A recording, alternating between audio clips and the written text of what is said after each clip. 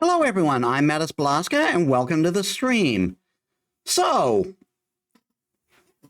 how was last week, huh? 3 hours and a 4-hour stream on a boss fight with RNG. Oh joy. I'm hoping that something like that shit doesn't happen again, but this is a gacha game, so it's probably going to at some point. At some point, even if it's not in the Penacony chapter. But it's like, yeah.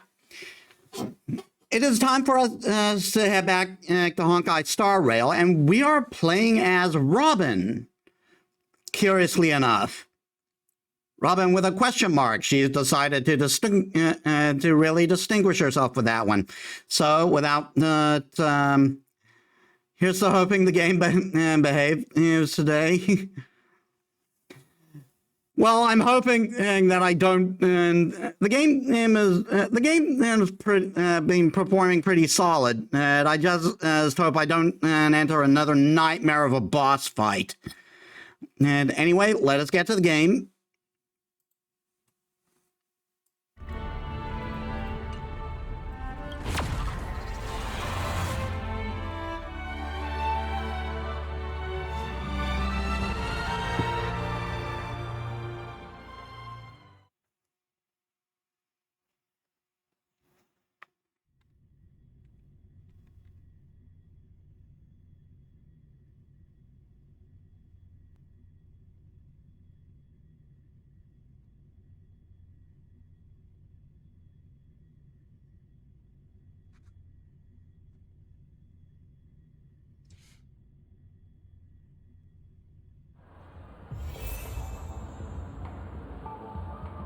Oh, Lord.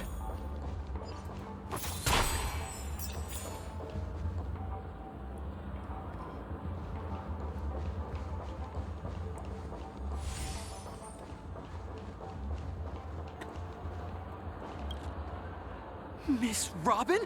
That's the renowned cosmic superstar, Miss Robin! I didn't expect to meet a fan here. I'm honored. Welcome to Penacony, a world filled with wonderful dreams. I can't believe I'm actually meeting the real Robin! Shouldn't you be preparing for the Charmony Festival? Preparation is important, but the ceremony is fundamentally about sharing the Great One's harmony with everyone. If there's a chance to sing with everyone, I will not refuse. Regarding the recent mishap, I understand it negatively impacted some of our guests. As a member of the family, it's only right for me to come forward and offer my apologies to everyone.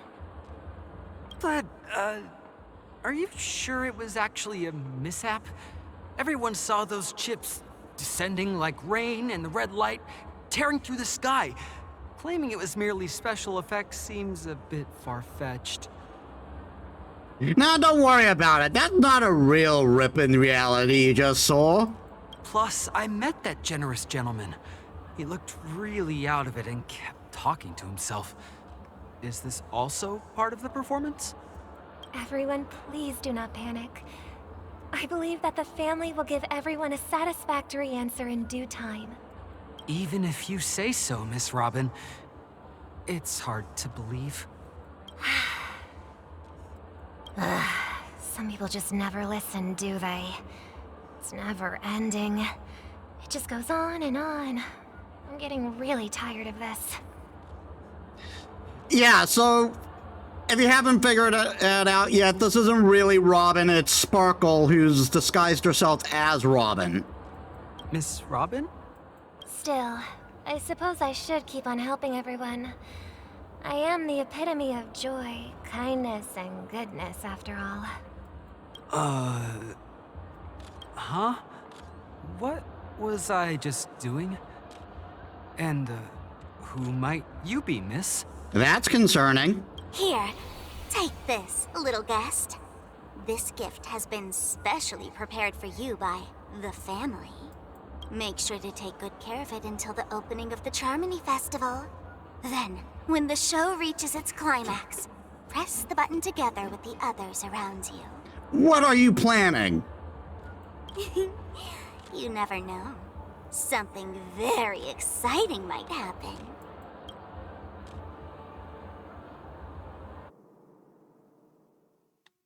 And that's the end of the POV.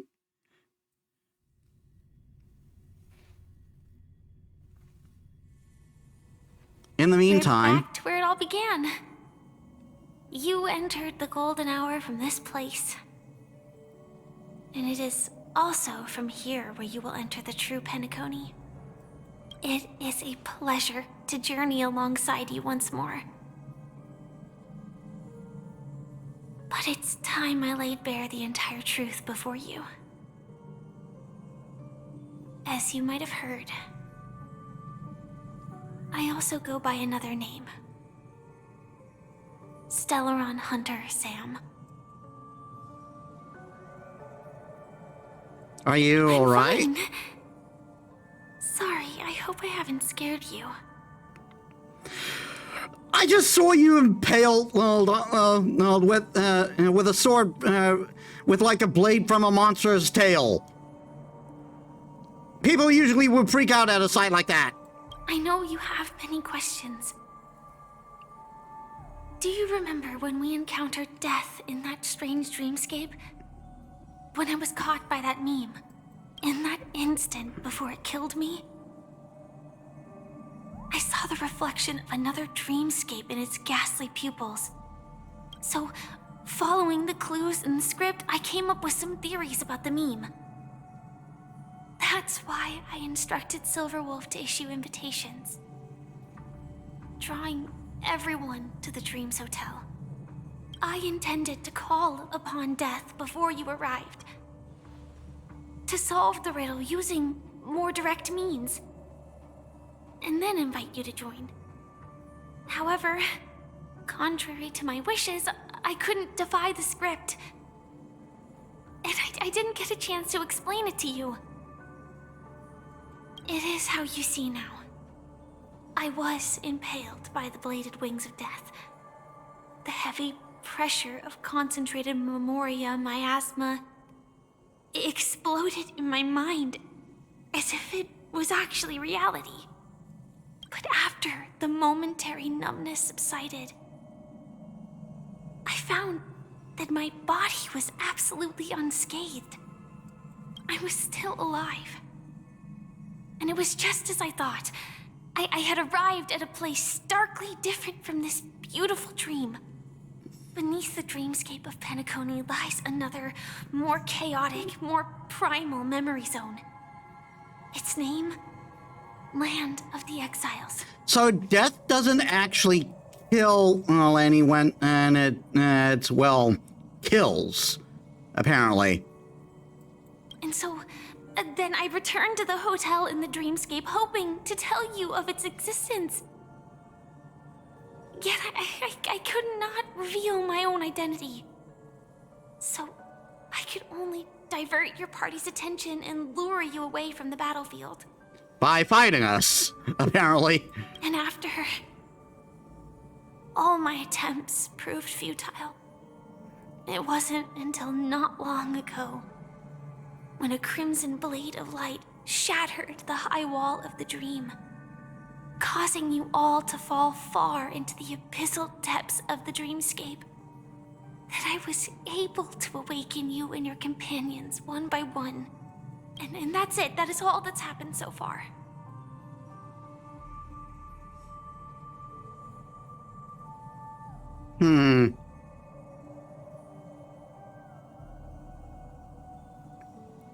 I understand, though I am also It's tough confused. to believe all this without reservations. I just want to say, you are very close to the final answer. Just one more thing needs to be done. And then I can prove it to you. Now, let's leave this place. Please close your eyes.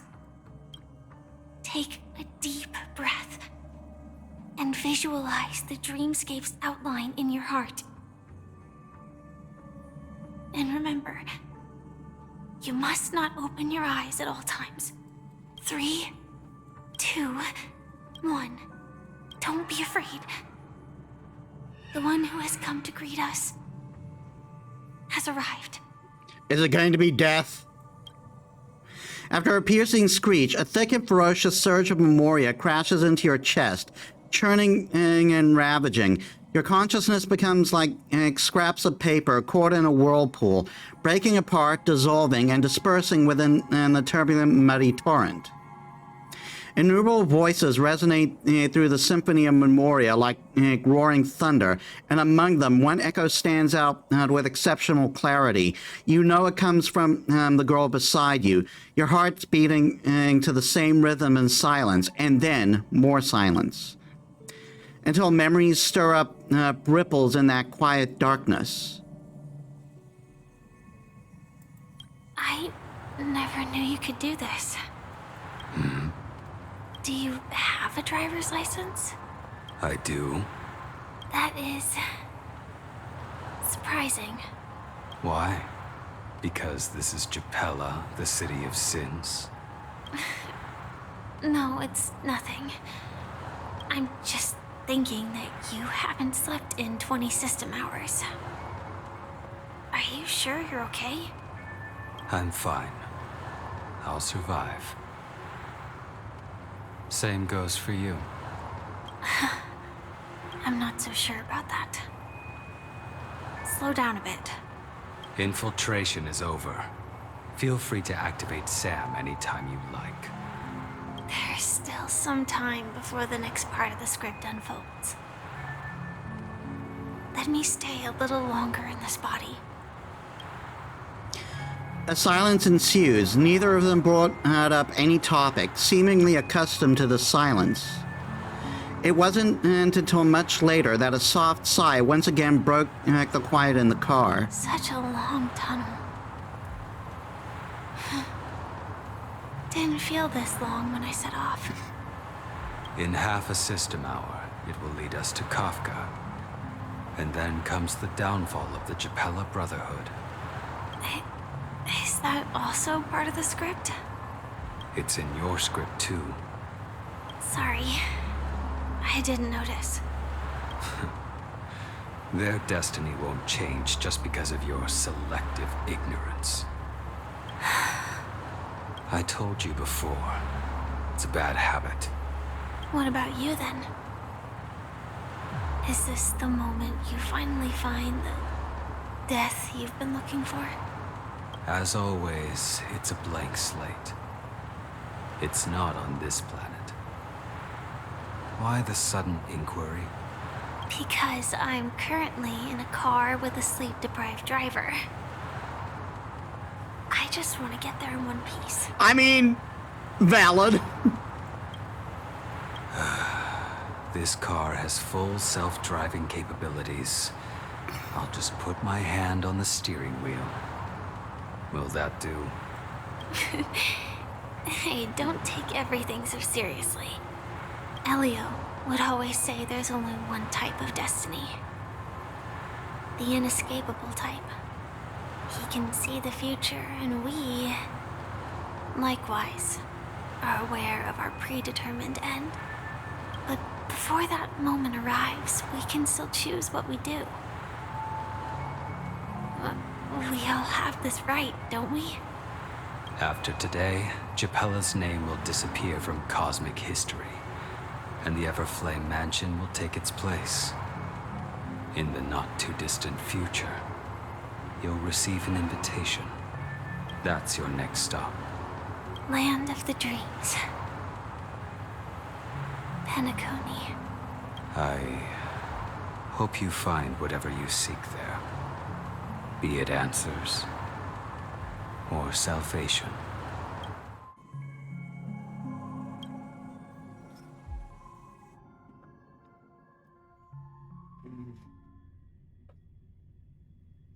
Yeah. Glad to see you're safe and sound.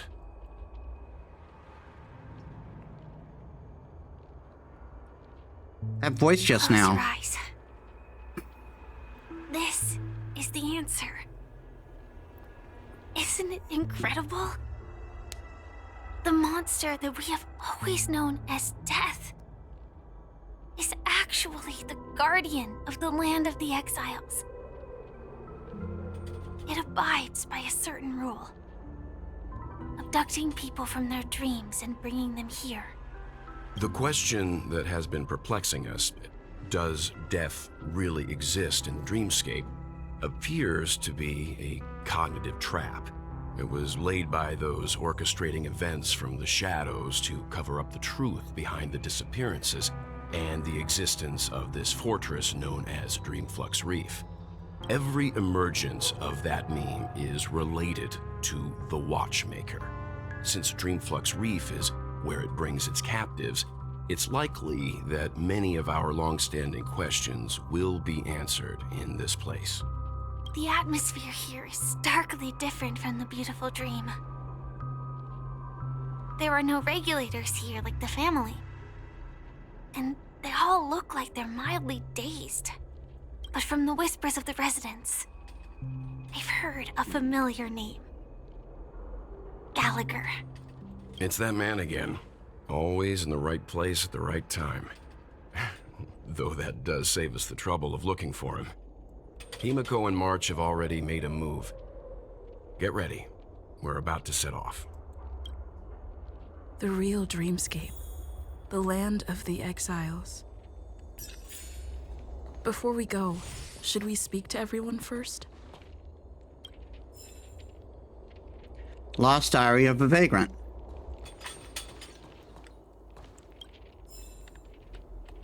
Dreamflux Reef Travel Guide.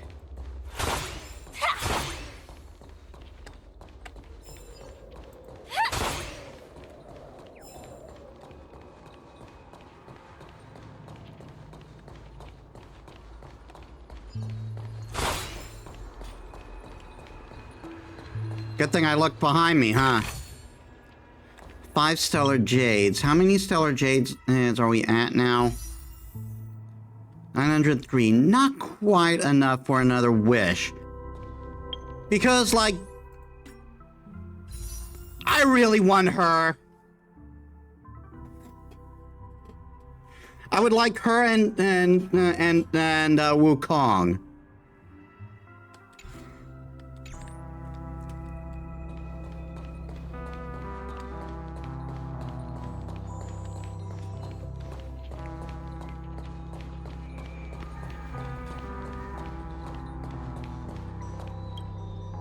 I'm really sorry for waiting until now to tell you everything. Why couldn't you reveal your true 2 identity? reasons. Firstly, the script. In the future that Elio saw, Sam and the Astral Express's confrontation was inevitable. I tried to break the shackles of the prophecy, but this is as far as I could go. That aside, there were also my personal motives. I wished to travel with you as Firefly, and not Sam.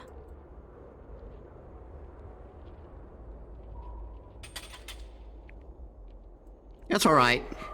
Thank you. Do the Stellaron Hunters also want a piece of the legacy? Elio only gave me one instruction. Allow the Astral Express to pursue the Grand Legacy. It means that the Watchmaker's legacy holds great significance to trailblazing. And to you. Elio's scripts used to revolve and expand around certain specific Stellarons. But with your appearance, this condition has apparently ceased to be appropriate. Perhaps he also saw the impossible in the future. So, who exactly is Do Sam? you still remember the medical cabin I told you about? Well, that's Sam. It belongs to the Iron Cavalry of Glamoth's Firmament Frontline, a Firefly Type 4 strategic assault mech. It is the cradle of my vitality, found the meaning of my birth. And for the longest time it was how I should have looked to the rest of the world. The time scale of Dreamflux Reef differs from reality, so we mustn't lower our guard. You're sensitive to Memoria. A slight misstep, and you could get lost in this memory zone.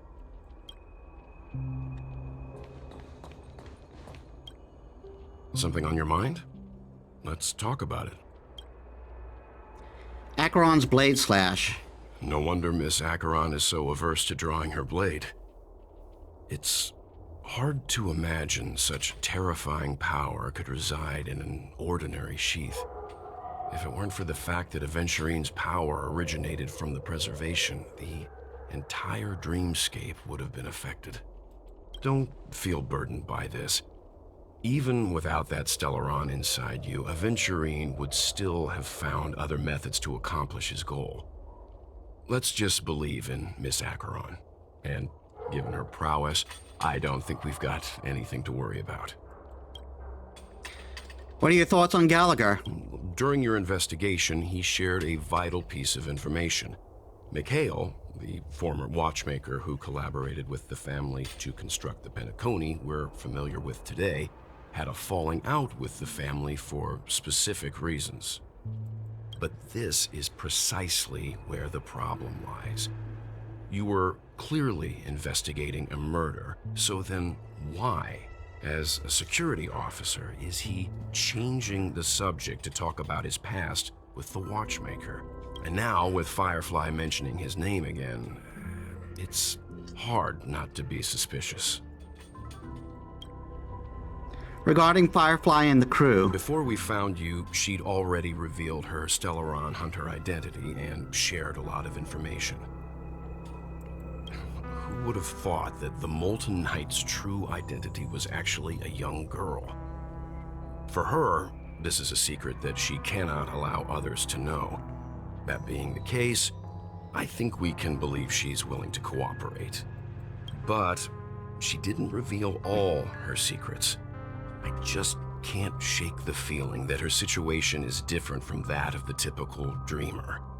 And I hope that doesn't lead to any dangerous predicaments. I hope you've regained a little composure. We'll move out when you're ready.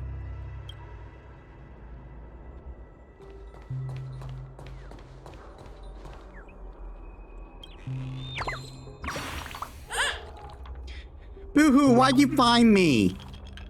I'm a useless birdie that can't even build its own net. I'm only fit to live in a trash bag. This trash bag is mine. You'll learn eventually. I know I'm an inept bird, but I appreciate your comforting me. Guy, stranger, I'll give you the trash bag. Oh my god. I was actually given what in the trash.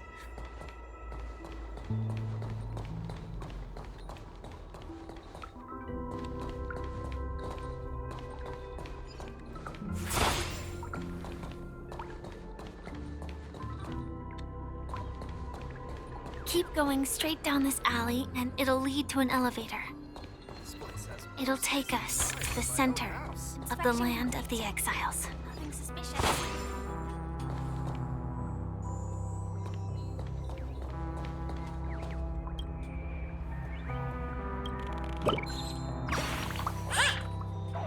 Hey, did I blind you with my super awesome radiant spark? Can a bird spit others make light brighter? I'm researching this problem right now. You feel the difference in light? You feel the difference in light? It was much darker after you left, I guess. Yeah, I'm different from those birdies that that only know how to build nests. Goodbye, friend. One day, I'll turn Roosevelt's pitch black darkness into a light show.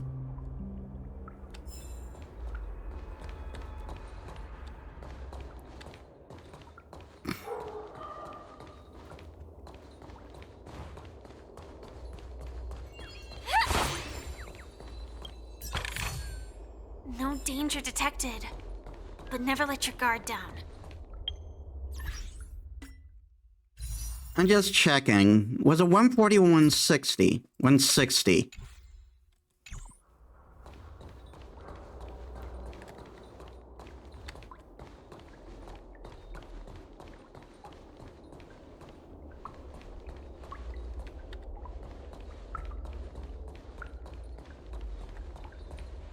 Clocky.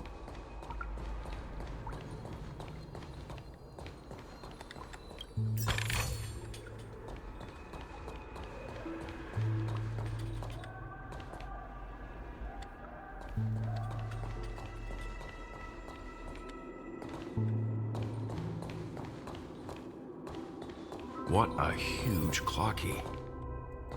Looks like the watchmaker also left his mark on Dreamflux Reef. More lore. Clocky and Captain Revolver.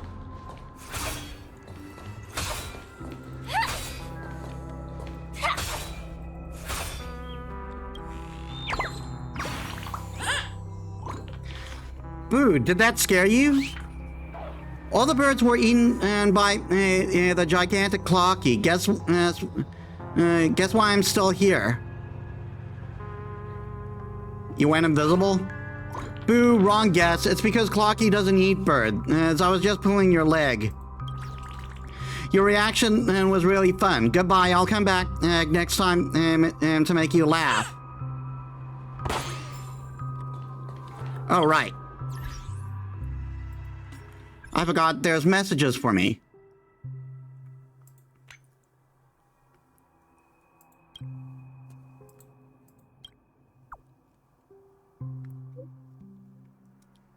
What? What are you saying?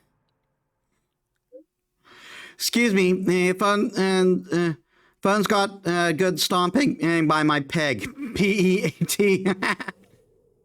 Is your phone okay? One sec. Right, should be fine. And it's just that this new pet, it's been giving me some trouble.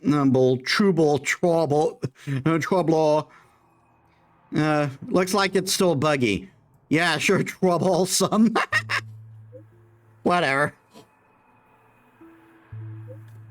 My phone can be fixed, but the pet that I saved off the street's got to be taken care of, no matter what. I want to see.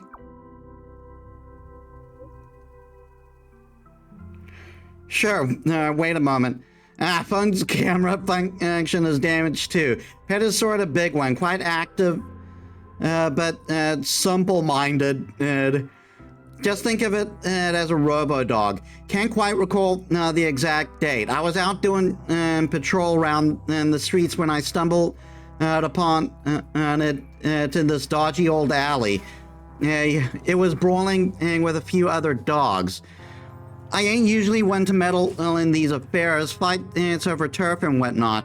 They're just way too common. But when I see it keep going, but then I saw it keep going, throwing itself forward and struggling on the brink of death over and over without giving up.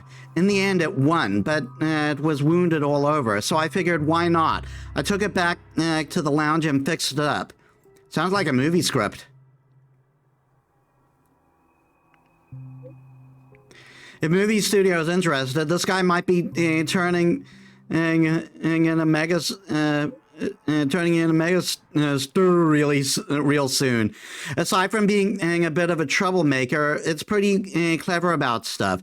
Doesn't matter if it's learning to bite or heeding commands. Oh, actually, before we continue.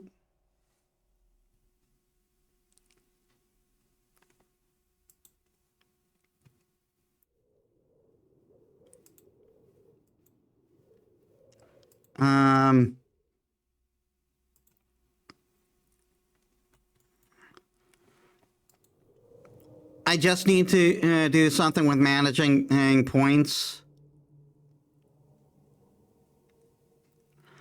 Because this should only be for select streams.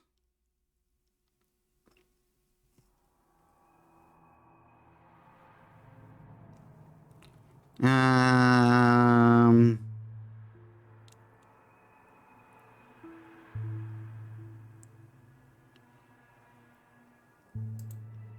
There, turning switch bodies off.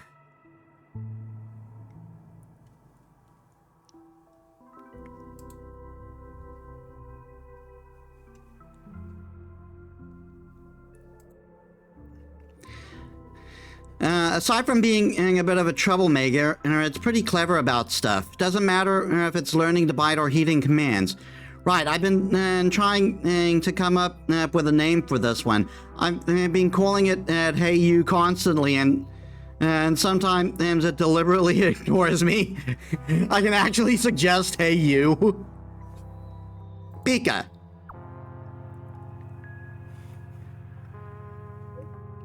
That's a pretty unique name. I like it, and I'll use it. Thanks for your help with the naming, and I'll take a picture of it once I fix my phone.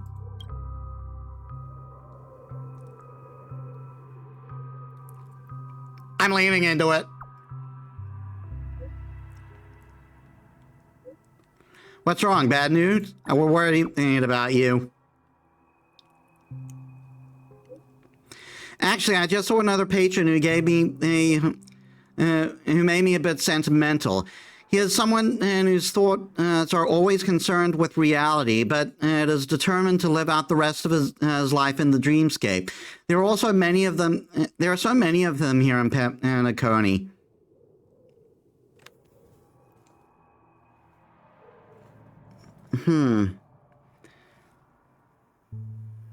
He chose this life.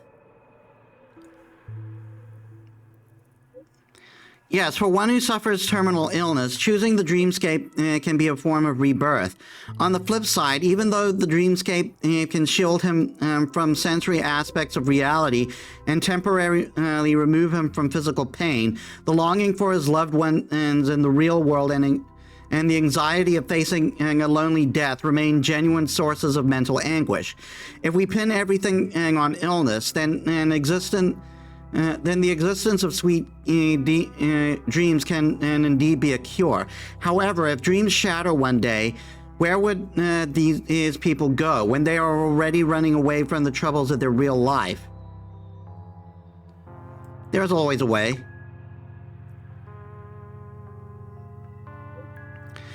True, life is full of possibilities. Let those who should worry. You're real talkative today. Just want to ask, did you add a lot of Soul Glad to your drink today? No, Soul Glad hasn't been the right drink for me for a long while. When I try a new mix I have, I was not expecting high ethical discussion as well as having my cereal this morning. Hazy, welcome to the stream. How was your day? Oh, right. You just said you had breakfast, so it wouldn't have been much of a day.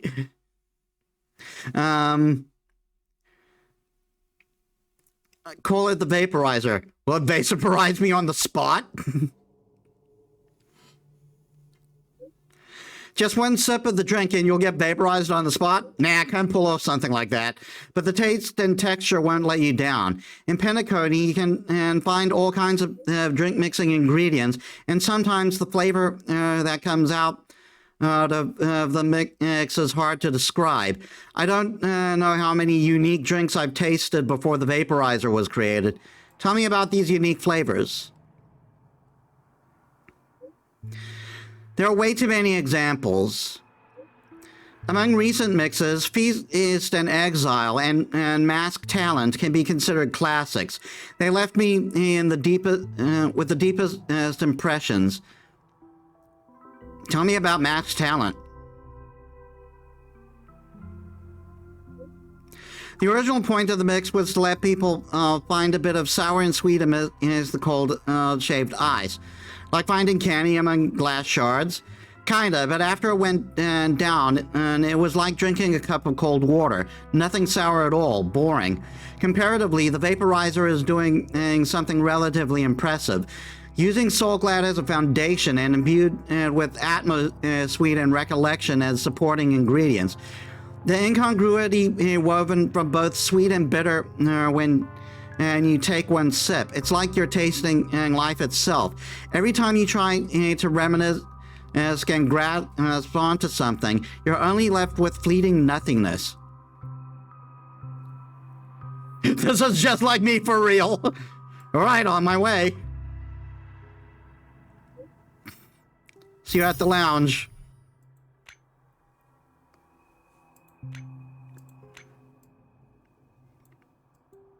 And we got a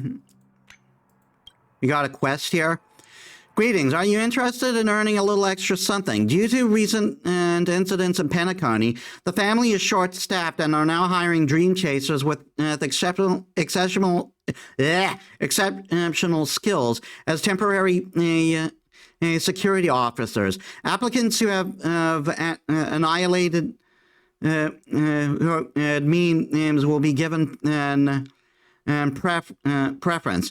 If you are interested, please contact me and proceed to Twilight Pavilion from on-site interview. It's first come, first serve. Dear visitor, according to the Bloodbound family, Clock Studios theme park is currently undergoing a security check, so the main gate is temporarily closed. However, to satisfy our customers, we will continue the amusement and program Clocky's Extra Filming Experience, where you can enjoy fun games and learn about the creation of Animation's Hamster Ball Knight and Brother Hanu. Didn't you just say it was closed? Why can't we participate in the program? As you may be aware, Clock Studios was founded by the family. We will operate based on our chairman, the Watchmaker's philosophy. We won't compromise our own interests for the family. For your information, you can create your own animation in this program, and if your work is good enough, it might get officially released in theaters. As a reminder to you, the ownership and intellectual property rights of the animation you produce using Clock Studios facilities, along with related rights and interests, belong to Clock Studios. Clock Studios has the right to retain and dispose of the content, and any revenue generated from the content will belong to Clocky Studios.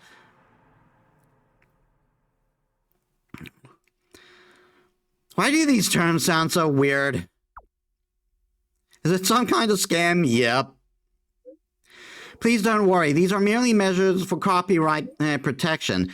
If you are interested, please find the yellow-haired Pepeshi employee at the park studio. He will guide you through the program. Please remember the password for Dreamwell. Bill. Charge! What?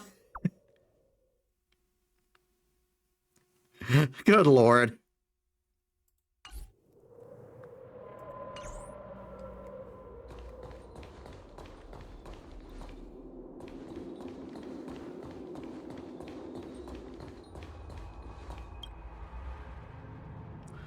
The giant clock here in the street is a proud landmark and is absolutely terrifying.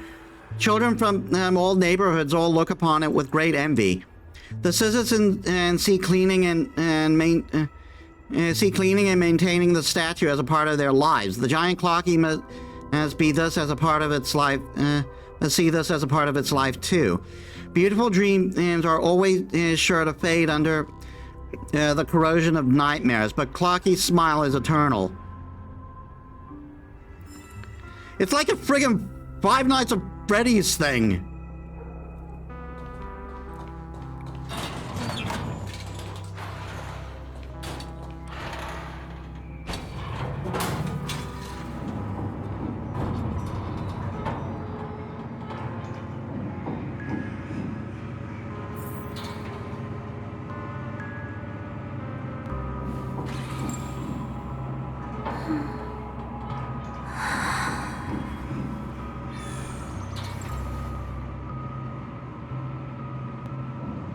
I'm sorry, the one Clocky I recognize is as in To think there's a settlement of this size within the dreamscape. and all beyond the family's reach.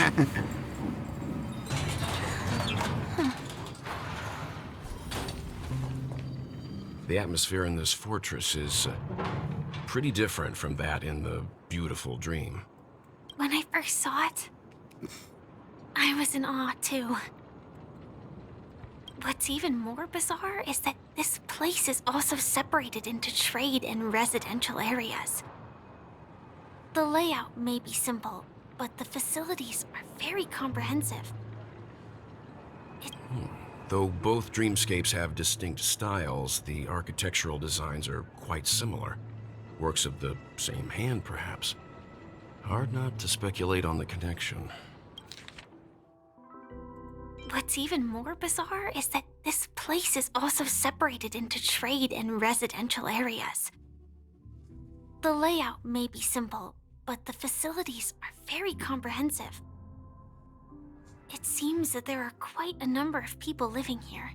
So this has been going on for a while then. But there's no point in overthinking things. Let's meet up with Himiko and the others first. This kind of clocky is just when we spring away of going, time to rip off your flesh. I mean, he sounds like Mickey Mouse, so yeah. Take a right turn at the end of this road and you'll reach the trade district. There are more people there, and perhaps someone knows where she is. Not coming with us? The Astral Express likely needs room for some internal deliberation. In the meantime, I'll try and locate Gallagher. That doesn't help anything, knowing that. Sure. Let's reconnect later. Letting her go was the right decision. Further observations are needed before we decide whether to trust her. Is that Misha in the back? There's someone I need to talk to. Let's go. I'm sure you've already noticed him. Yep, I saw him right away. Right over there. The Reverie Hotel's bellboy. How did he end up here?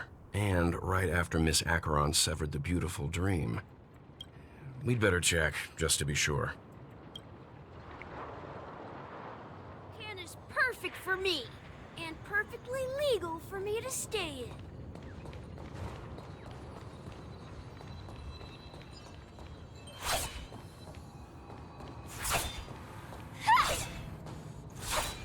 God damn it.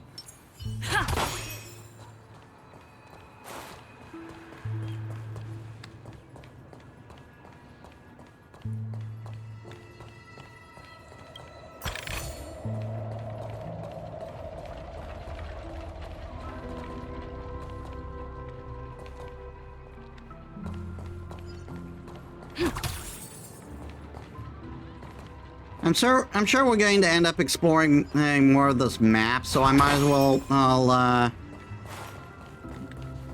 well move over to Misha.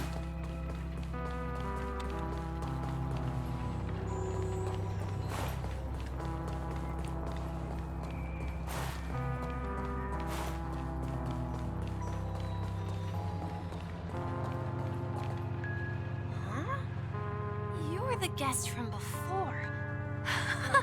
We meet again! And a new friend.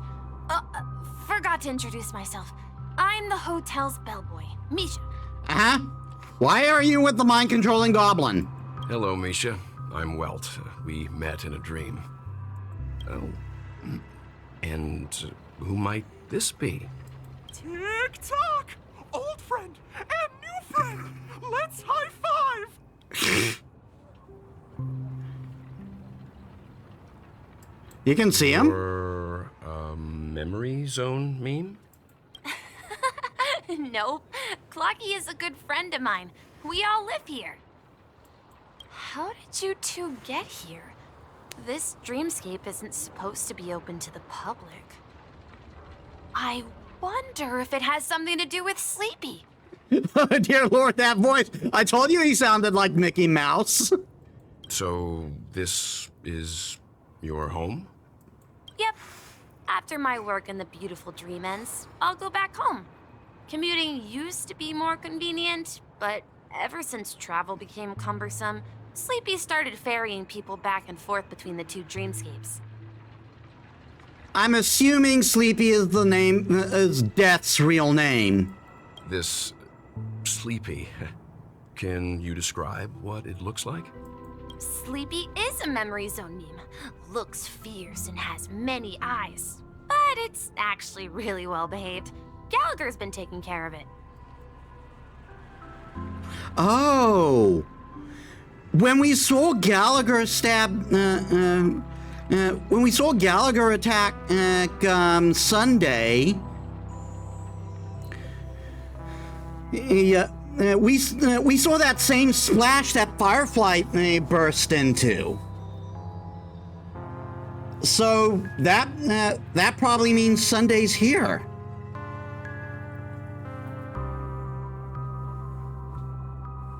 Could it be? Based on the description, that meme is indisputably death.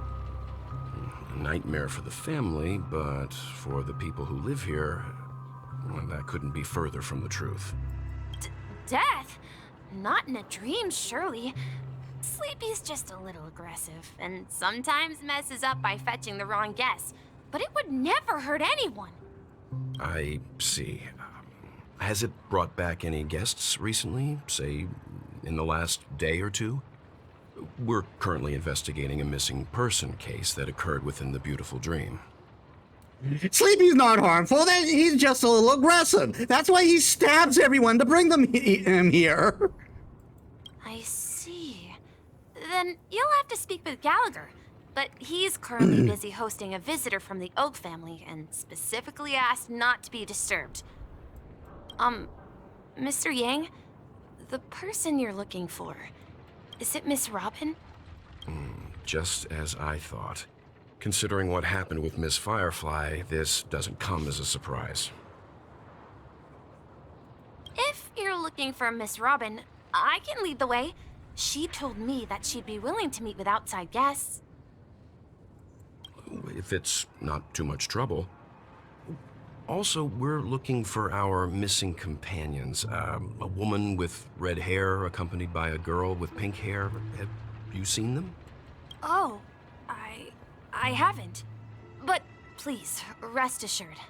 Dreamflux Reef is a small place, and it's not as bustling as the beautiful Dream, but its safety is unmatched. How about this? Since it's your first time here in Dreamflux Reef, I'll be your guide and help you find your companions. And then we can all go visit Miss Robin together.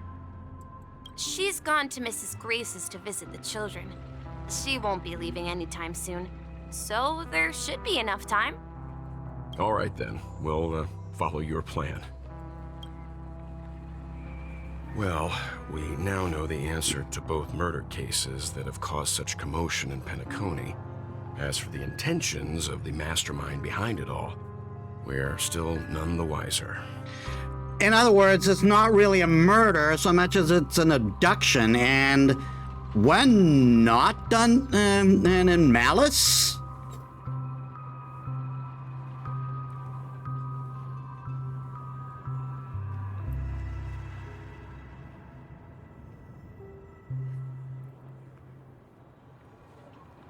That name, Sleepy. No idea. But its connection to Gallagher is worth digging into. Regardless, we have to find him. Say, you mentioned before that you saw a Clocky that only you could see, right?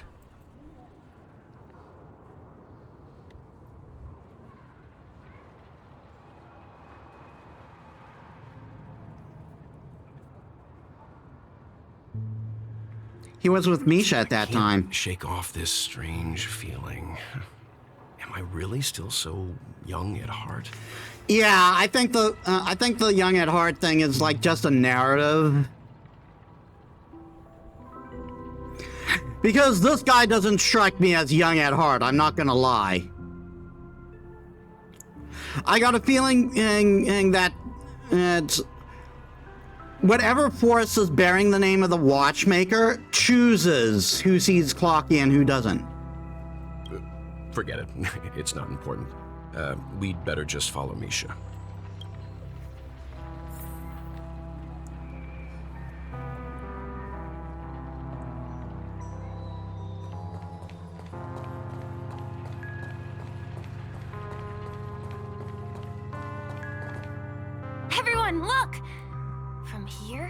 you can see the most spectacular view of Dreamflux Reef.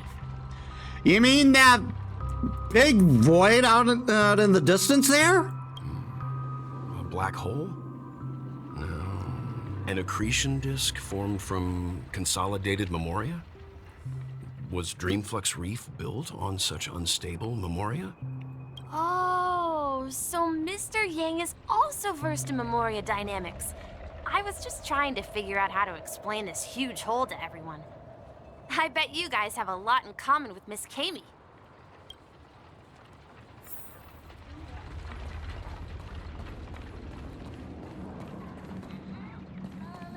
Galatea? You actually named someone, and they're a and they don't have a face.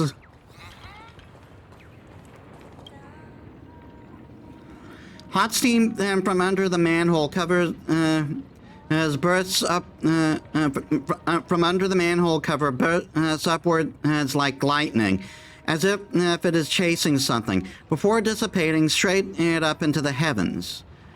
Indeed, this is one of the great 7 manhole covers, the manhole cover of the hunt. Oh my god. Lost Diary Dancer.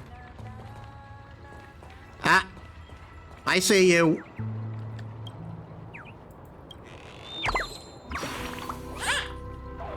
Whoa, a new guest. You need to get tickets from me if you're getting to the next stop. Let's see. Ticketing device. Where's my ticketing device? It looks broken.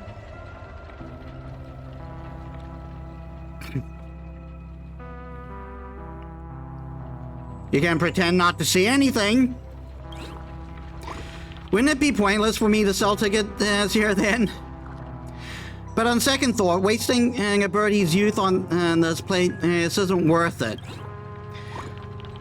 Remember, Mr. Signpost has a ticket. You bet to ask them. Origami bird punching out.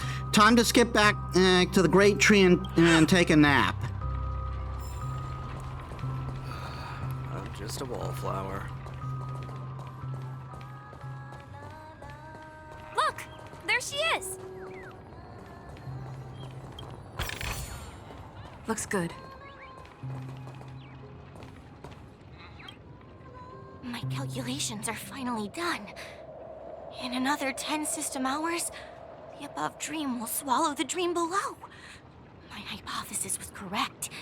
This place will cease to exist as the dream devours everything. Who are you all, and why haven't you left yet? This place is about to disappear.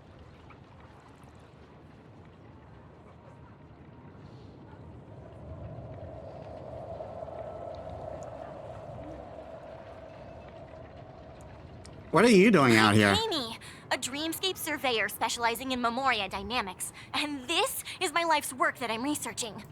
See that huge gaping hole? It was just a narrow rift many years ago, but now it's grown into a giant hole. The surrounding Memoria has been flowing towards the other end of the hole at a constant velocity, slowly but surely. But the scary part is, according to my calculations, the flow rate of Memoria has recently changed, and it's faster than ever before. It's almost as if something is sucking it in from the other side. By constantly improving upon Madame Rosalina's Memoria measurement method, I've finally obtained accurate results. After 10 system hours, the Dreamflux Reef will cease to exist. It will disintegrate like a melting glacier, and then fuse with the sweet dream fragments on that side of the void. Please don't worry. This sort of thing has happened many times before. Miss Kami isn't a bad person. She's just a bit lost in her own world. She'll... You don't say. There was something else that piqued my interest. Who is Madame Rosalina? Please don't worry. This sort of thing has happened many times before. Miss Kami isn't a bad person.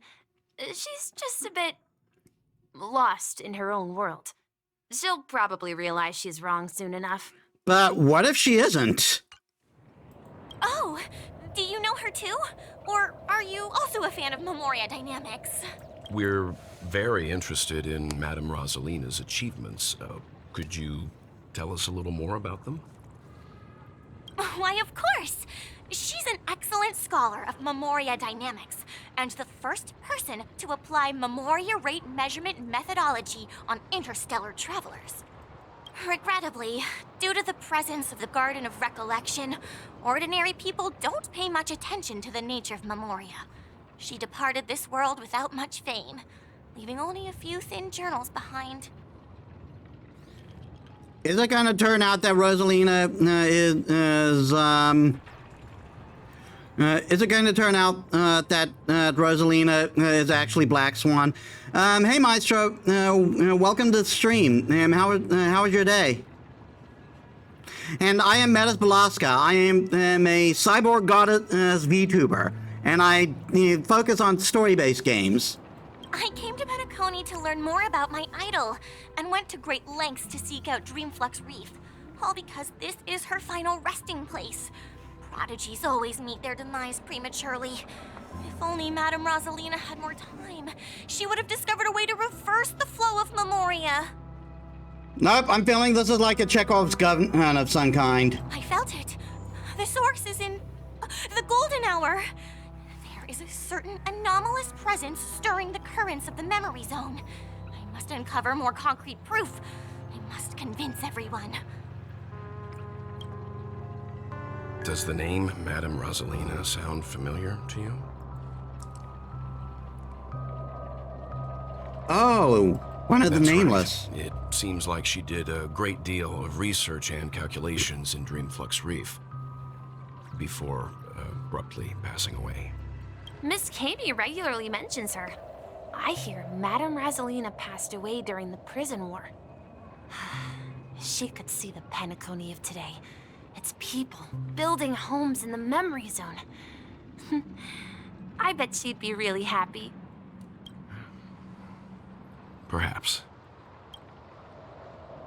Our destination is the commercial district. That's where the largest crowds gather in Dreamflux Reef. We might be able to find the others there.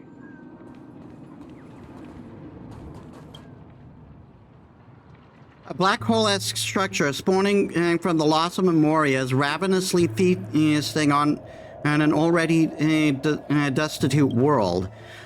Thought devoid of any substance, it exhibits the appearance of gravitational collapse in the dream. What irony.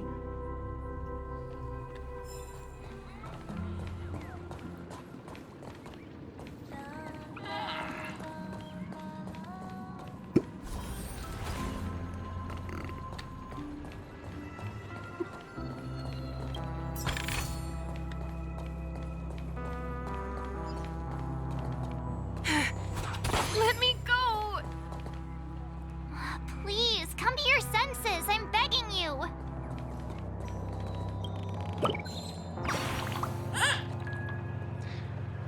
Oh, is sauna time over?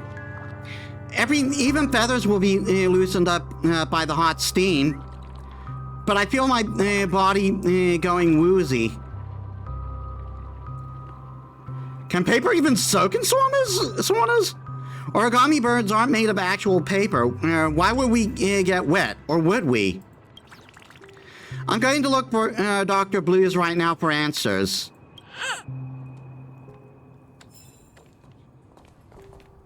Ghost! There's a ghost! Don't come near me! Oh my. I'm human and so are you. Can you get a grip? Ah, there you are. I've been waiting for you two. Quickly, come help. I bumped into a member of the family on the way here. He was so scared and I just wanted to calm him down. But... Let me go! Let me go! I've only done good in my life. Why can't I rest in peace after death? You're not dead. well, this is how it turned out.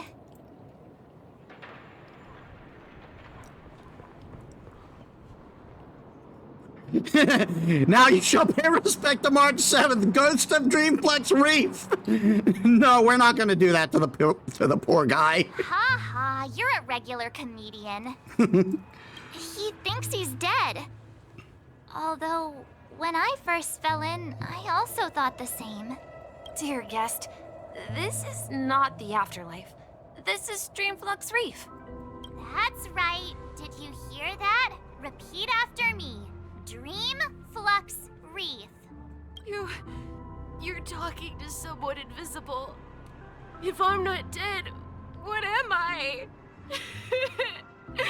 I shouldn't have pushed my luck and tried sleeping in my dream. Curiosity kills the Papeshi.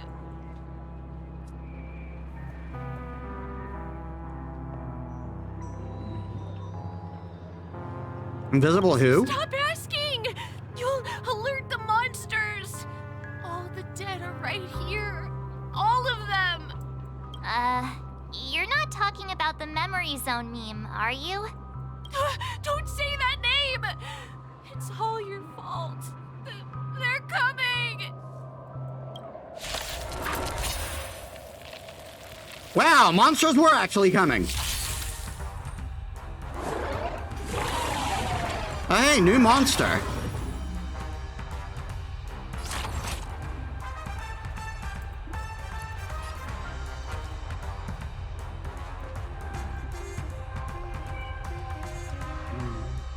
Deception's Crown restores HP after being attacked, but additionally gains physical and fire type weakness. Says that takes increased break damage. The state will be dispelled after being weakness broken. Weakness breaker win. We will. Like fireflies, I will fight for myself until everything burns to ashes! I shall set the seas ablaze! Did the rhythm get messed up? Enough. You've arrived, huh? Enemy data secure. Step up, let's see Net ya. markers activated. Time for good old counterattack.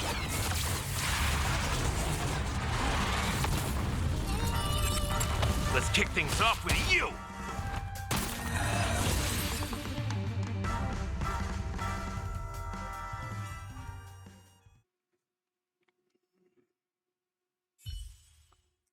He passed out. His intense negative emotions attracted the nearby memory zone memes. I see. But why aren't the other people around here scared? Probably because they already figured it out. Unlike in the Sweet Dream, people here don't see Memory Zone memes as dangerous monsters. And even if they pose a threat, people can easily escape by forcing a wake-up call. But we can't just leave this man here. Can we take him somewhere safe? We can ask Jessie for help. I've gotten to know many locals while waiting for you guys. I remember when this place... Everyone here is living a self-sufficient life. I don't know how to describe it, but this place feels like the real dreamscape.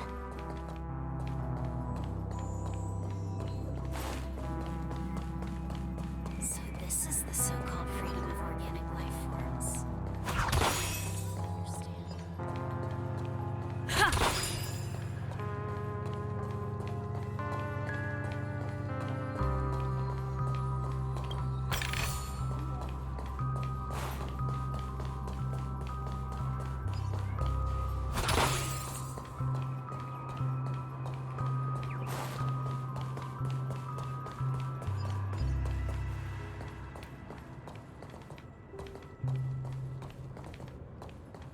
Is that lore? No.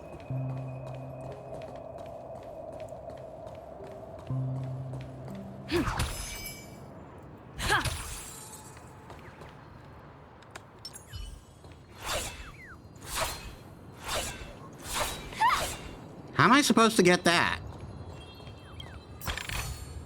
Inspection complete. Nothing suspicious.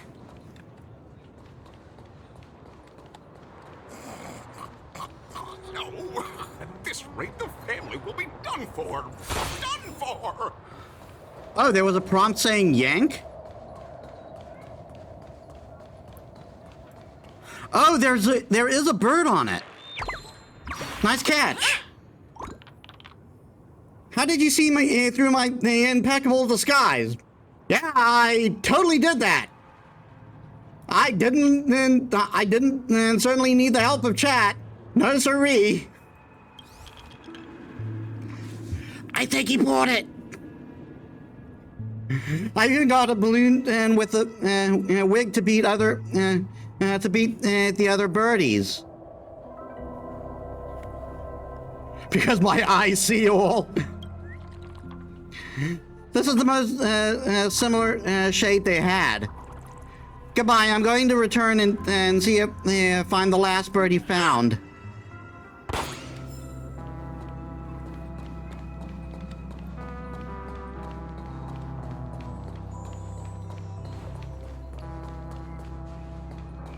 Oh, there's a puzzle over here. It's a broken clock key. And we got another bird over there. TikTok, you found me, the demon that is about to destroy this dreamscape. It was probably not easy. TikTok, I'm the felfare that will burn out all happiness, the swamp that will devour the beautiful. I am the mastermind who causes dreams to fall into nightmares, the inevitable nemesis of righteousness. Abandon all hope. You cannot hope to win against me.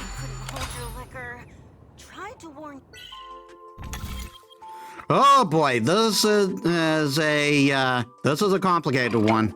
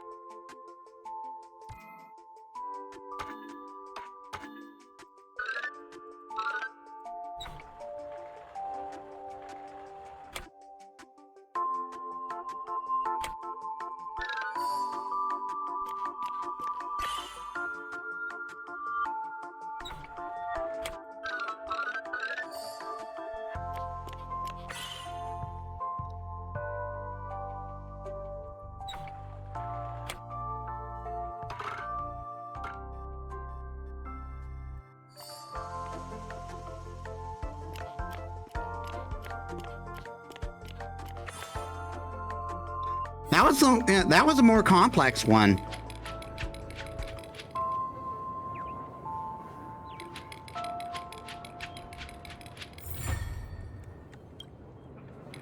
TikTok, if only I were that powerful, but I cannot bear to pull the trigger. If I were more evil, more powerful, I wouldn't be pushed around by the family and guests. Boo.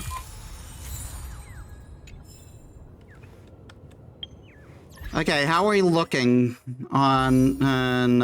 Ooh, we can make a warp. Come on, ho! Please, I want you very bad. Release Wukong.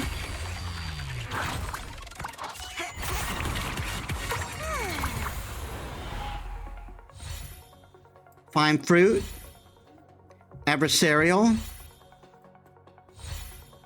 Databank, Pioneering, Chorus, Cornucopia, Memories of the Past.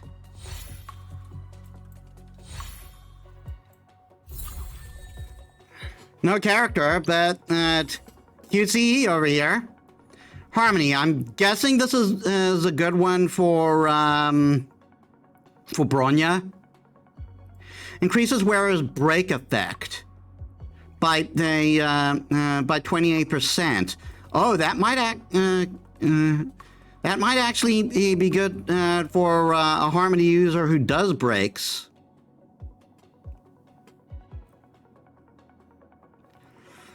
Whenever the wearer attacks, additionally generates 4 energy. This is probably good for Harmony Trailblazer then. An old photo. I mean, it's not a character, but I'll take a good thing like that. And I saw you. Congrats, you're the first one who discovered my work.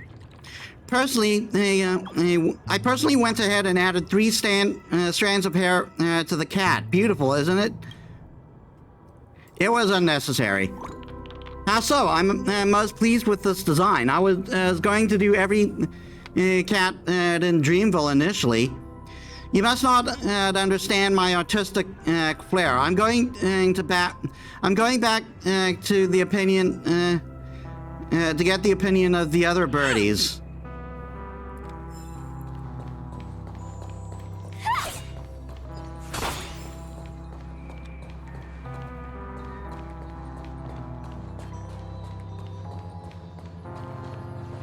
Let's see how you handle a stroke of genius like this.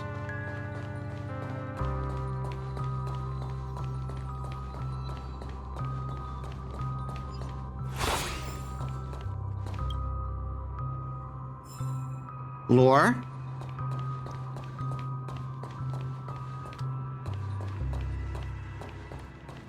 Lore? Penacony Flight Guide.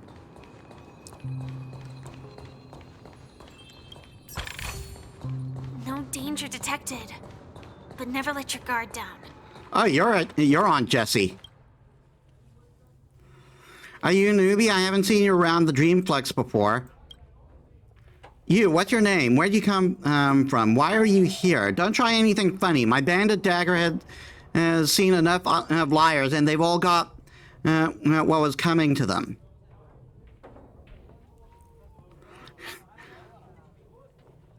There are bandits of the dream? Ha, a fine question. When I first got here, I tried picking up my old profession, but it didn't take me long to realize I couldn't take any of the stuff I pilfered back to the real world. So what's the point of taking that risk? So I'm out of the game now. I'm pretty cozy just chatting with people all around here and gossiping with the family. All right, I guess I can tell you're not someone the family sent here. You don't have that foul stench of Harmony on you. There have been a lot of people appearing out of nowhere here lately. I need to keep my guard up. I can't afford to have the Bloodhounds finding their way in here. The Dreamflex Reef is a place full of people who just want to live a peaceful life. They don't want to be disturbed by the chaos of the outside world. I never introduced myself. I'm Clodagh, and I'm a interstellar cowgirl. We'll get back to that. Of course I'll have a happy journey. We cowgirls always find in the style of life that suits us best. Yeah, you're the one I wanted to talk to. Jesse? Is it evening? Welcome, Miss March. Who might these be? These 2 are my friends. As for the man lying on the ground, he's a scaredy cat who fainted from fright. I see. Another poor guy who accidentally ended up here. I'll take care of him. There have been a lot of new faces lately. Things must be tough in the beautiful dream. The few remaining havens of freedom in Asdana will soon face trouble. Do such things often happen here? Not really, but they're becoming more frequent now. Guess it's one of the signs of the Sweet Dreams collapse. This man has had quite the shock. Could you help me find a Halovian lady, March? Her songs can heal mental wounds. A Halovian lady? I take it she's talking about Robin. That must be Robin. She's also here in Dreamflux Reef. Huh? Robin? But I thought she... Oh, right. If Firefly Firefly is here safe and sound, then it means Robin must be okay too. Misha's about to take us to her to find out what happened. But before that, let's meet up with Himiko. You were with her earlier, right? We met some stowaways in the residential area. Most of them came from neighboring star systems. I heard that places like Dreamflux Reef are scattered throughout the memory zone of Asdana, like islands in the ocean. They existed before the family arrived. I also heard that when Dreamflux Reef took shape, it was the center of all dreamscapes in Penacony. If that's true, it's no wonder there are so many similarities between this place and the Sweet Dream. Himiko must be gathering information. Let's hurry up and get going.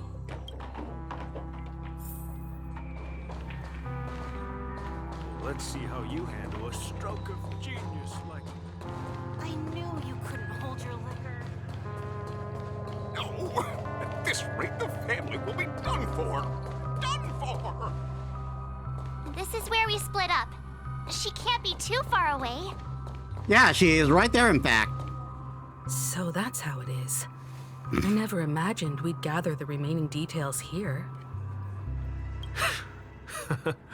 To borrow Gallagher's catchphrase, what an unpredictable twist of fate. Himiko, here they are.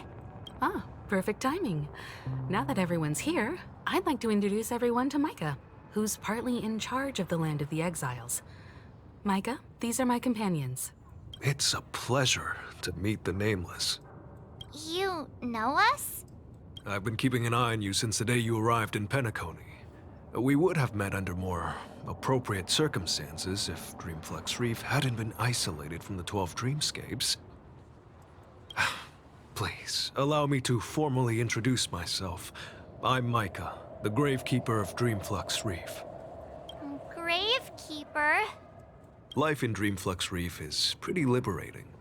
Everyone here mostly keeps to themselves, without meddling in others' affairs. My daily task involves cleaning a few tombstones. You're too modest, Micah. When lost dream chasers stumble upon this place, you're the one who takes care of them, guiding them back to the Sweet Dream, or showing them how to survive the wild dream chaos. So, guardian of sorts. Were you talking to me, Mr. Yang? On that note, Mr. Mika, which tombstones are you referring to? We didn't come across any graveyard when we arrived. They're actually just symbolic stones. But since you're curious, Mr. Yang, I'll take you there. I have a feeling you might find something of interest there.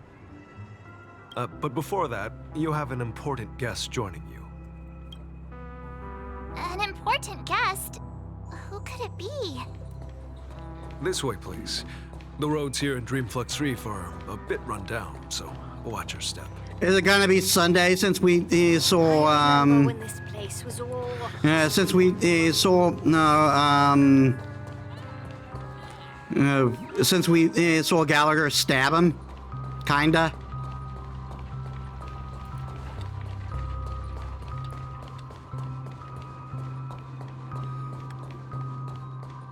Oh no, that's Robin. There she is. It really is her. Miss Robin! And it's the real one this time. Everyone sang so wonderfully. It's not often that I tried this music style, but I've gained some valuable insights from it. Oh, I can't thank you enough, Robin. Well, these kids have made incredible progress in only a few days. It was nothing, Grace. I merely taught them how to sing. It was you who brought hope into their lives. Life must be quite difficult for them in reality, I imagine. That's right. Whenever it's time to say goodbye to these kids, they're reluctant to leave. But I've explored every corner of Dreamflux Reef, talked to everyone I met, and they all told me the same thing. It seems you truly are a child of the Harmony. Emma and Andy are orphans I took under my wing. Carol there, with her blind eyes, used to work at a nutrition center in the outer ring of Penacony. And as for Gary, He's been living with autism since he was a child. They're not old enough to enter the sweet dream managed by the family. That language is a bit dodgy. But yeah, autism can cause social issues. So mostly, but that's mostly because as like people aren't really. You don't really tend to be taught about autism that much. There's still this underlying idea most of the time that autism is like some sort of illness rather than just a neurodivergent trait. If we compare people to birds, these kids are like fledglings with impaired wings. But in this dream, well, they can fly freely. Even if they stumble along the way, well, they're still relying on their own strength. And me, an old lady with no legs. Well, without this dream, I couldn't even walk toward them. I'm glad that you found a new life here in Penacony. It's just... Don't worry, Robin. Dreams have their significance, but they aren't everything. Both the children and I understand this. No matter how long we fly through this dream, we will one day return to reality. But you know what? Emma and Gary aren't plagued by their insecurities anymore. No, and Carol is learning how to cope with her blindness. And Andy is livelier than ever. Well, even I've become more optimistic.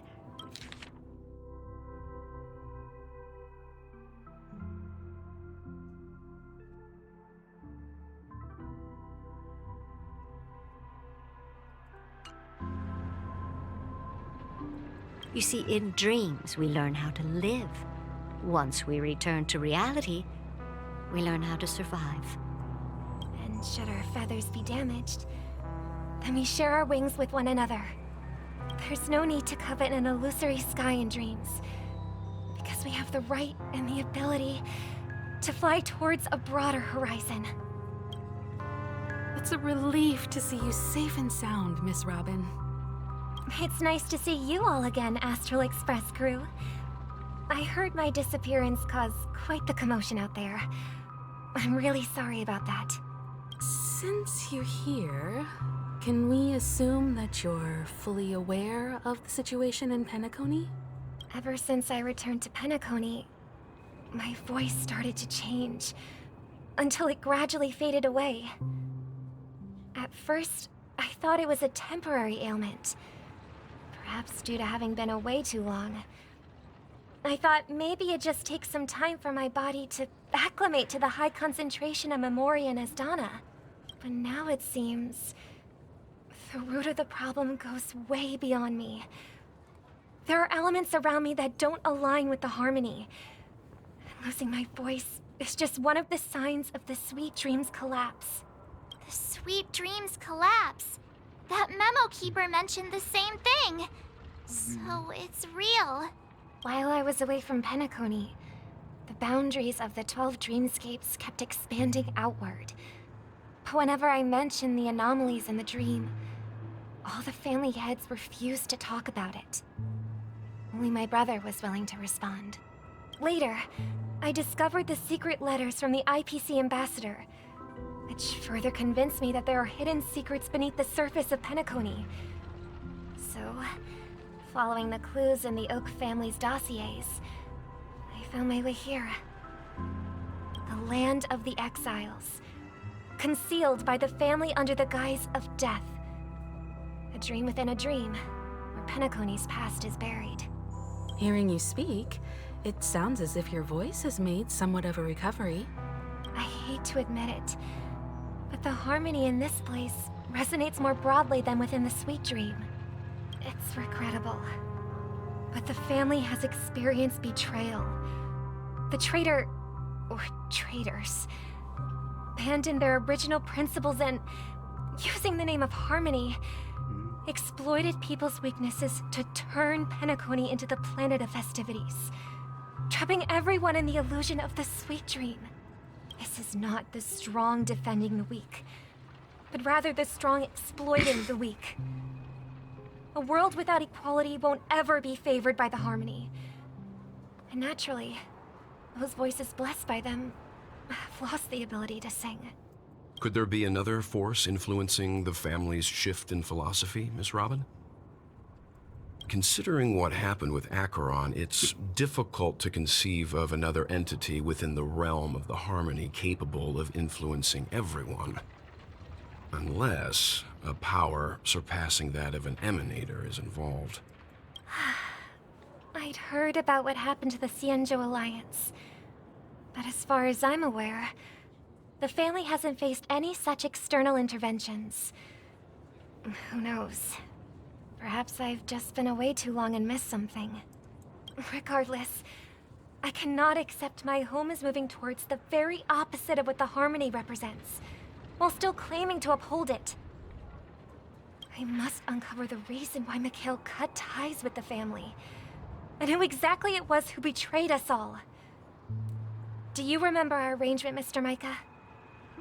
Well, here's my answer. I've decided to forgo my role, and never step foot on the Charmony Festival stage again. 11 system hours until the Charmony Festival. Look here, brother. A little bird. Looks like a fledgling Charmony dove. But Charmony doves don't live here. So how did this little bird get here? Maybe its parents abandoned it?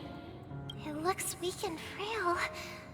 Why don't we find something soft and make a nest for it? This place is too dangerous for a fledgling. Let's take it with us. We can put it on the wooden shelf in front of your window. Okay. A bird like that must have a beautiful singing voice. But where will it live? I'll ask the family head to build a cage for it. A cage? But then it won't have the freedom to fly. Let's see. What is it that has captured the attention of the two best interpreters of the Great One? To the point that they've forgotten how to enjoy their dessert. Oh, poor little thing. Doesn't look like it's doing well. Do you want to rescue it? The way you're saying that does not inspire confidence. I do. But I don't want to lock it up in a cage. Why? Even if it's small and not fully feathered and can't sing, it didn't come into this world just to be locked up in a cage. Birds belong to the sky. That's quite the romantic idea. And what about you, a young scholar? Do you agree with your sister? I think she's right. But if we leave it out in the wild, it won't survive for more than a few days at best. Ah, I see. It seems our little scholar is still a bit unsure. Well, let me tell you youngsters a story. As you probably know, Charmony doves can fly through the air. When they fly really high, the friction caused by the flapping of their feathers against the atmosphere creates amazing lights, so that they look like shooting stars. We've seen this spectacle so many times that we think it's just something they can naturally do. But that's not the truth. Their radiant display is the result of countless struggles against nature over generations. Their ancestors were too weak to survive on the ground, so to escape predators, they started seeking new opportunities in the air. But the air's still going to have predators. There's birds of prey. After countless attempts by many generations, one of them finally figured out how to fly. It soared into the sky and never looked back at the ground again. So, you mean birds aren't born to fly, but they find a way to do it through their determination, right? Well, that's an idealistic way of putting it. So, what are your thoughts, Sunday? I think people believe birds are meant to fly because they've never seen those birds crashing to their death. That's an interesting perspective. So, have you decided what to do with the bird now? For now, I'll keep it in a cage until it can take care of itself because I want it to live, no matter what. Well said, kids. It seems each of you has found your own answer. Your insights are truly remarkable. Am I the only one who thinks this old man is manipulative as fuck? In their own way. We will take good care of it, won't we, brother? Yeah, but Mr. Gopherwood, there's one thing I don't quite understand. And what might that be, my son? What if this little Charmony dove never learns to fly in the end?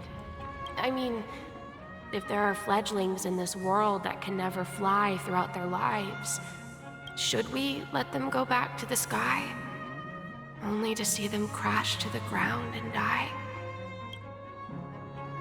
Talking in your sleep, Birdie? Time to wake up. You look a little unsteady. Need a hand? I'm still alive? Yeah. Happy about that? Where is Robin? Tell me. I knew that was going to be the first thing you'd ask.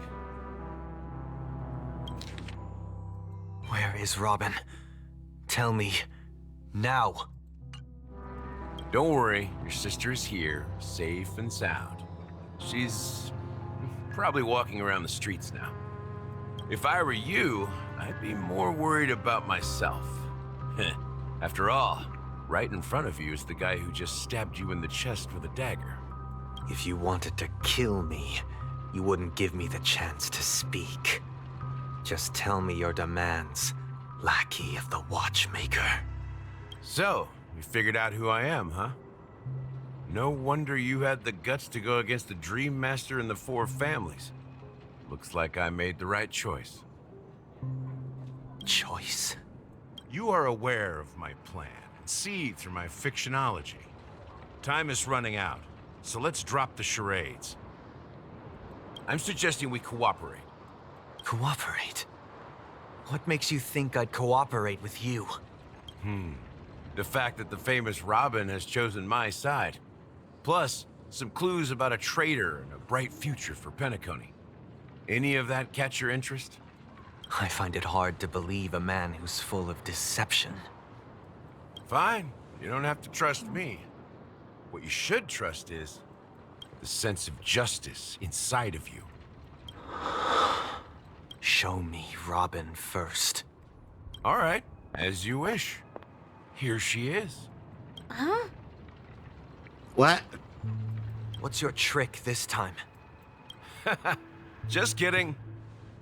I mean, this lady will lead us to Robin, right? And the crew, too. There are too many people who you owe an explanation. That'd be great. Please follow me, Honorable Oak Family Head. Now, all the actors are on the stage.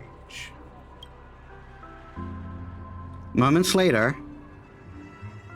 This is the monument I mentioned earlier. The names inscribed on it should be familiar to all of you. Rosalina and Tiernan. When Penacony was known as a frontier prison, it was the Trailblazers who connected it with the stars. They were the heroes who saved Astana, and their names deserve to be immortalized, not just on this small stone tablet, but in the annals of history for all of time. However, today, the planet of festivities is nothing but sweet dreams. That heavy piece of history is all a distant memory. Just like that prison. If their names are inscribed here, then that means... According to Micah, they died long ago. Rosalina was killed during the War of Independence. She ventured alone into the heart of the star system to investigate the flow of Memoria, but she never returned. Tiernan was a skilled gunslinger, strong and reliable. He led the people through countless battles, but he didn't live long enough to witness the arrival of true peace. In the decade following the war, Penacony faced challenges internal and external. To protect Asdana, Tiernan picked up the way of the Trailblaze again, and led the Letmoth family to explore beyond the system, only to be surrounded and wiped out by the Swarm. Though I had expected as much, the tales of these heroes truly are sorrowful. True to the title of Trailblazer, they spent their lives venturing into the unknown. But what about this tablet? There are no names carved on it. When Dreamflux Reef was created, its owner was still alive. However, he insisted on erecting a monument for himself, saying that it will happen someday. Here we meet again. Everyone from the Astral Express. Robin.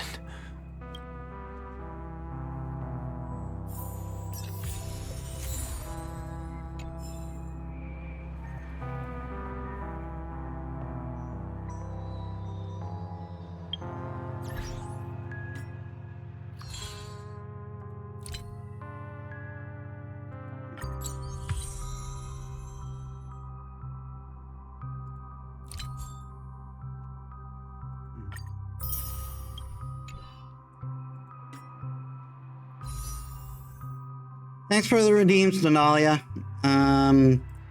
Let's see. Oh, we have enough for a regular warp.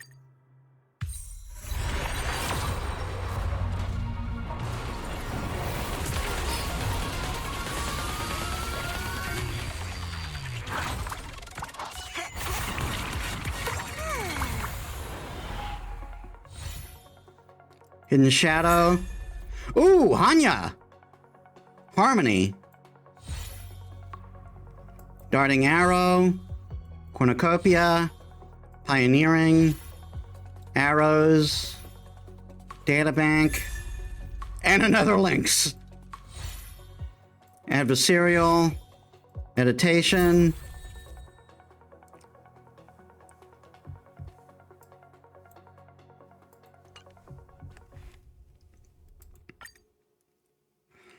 Can I get Yukong from this?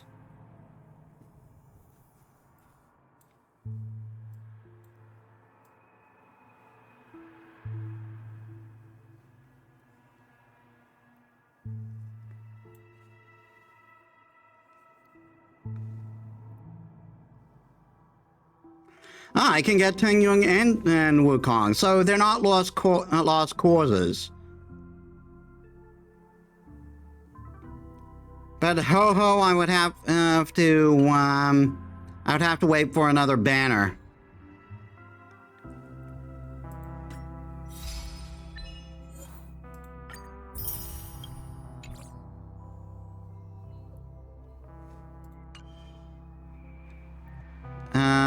Characters. Let's take our new character as far as she can go. First, Lynx. Everyone needs some time alone. A target with survival response can resist debuff application for one time.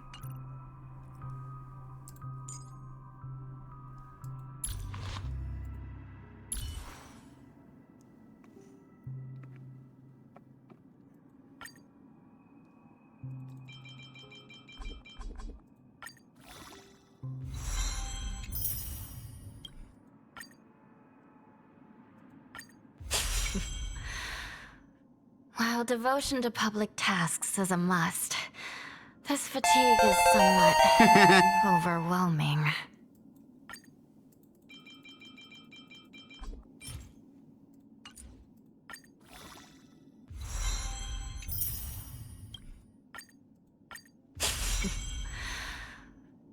While devotion to public tasks is a must, this fatigue is somewhat overwhelming.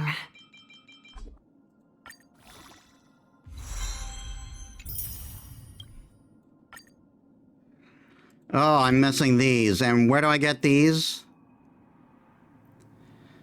A stagnant shadow I haven't unlocked yet.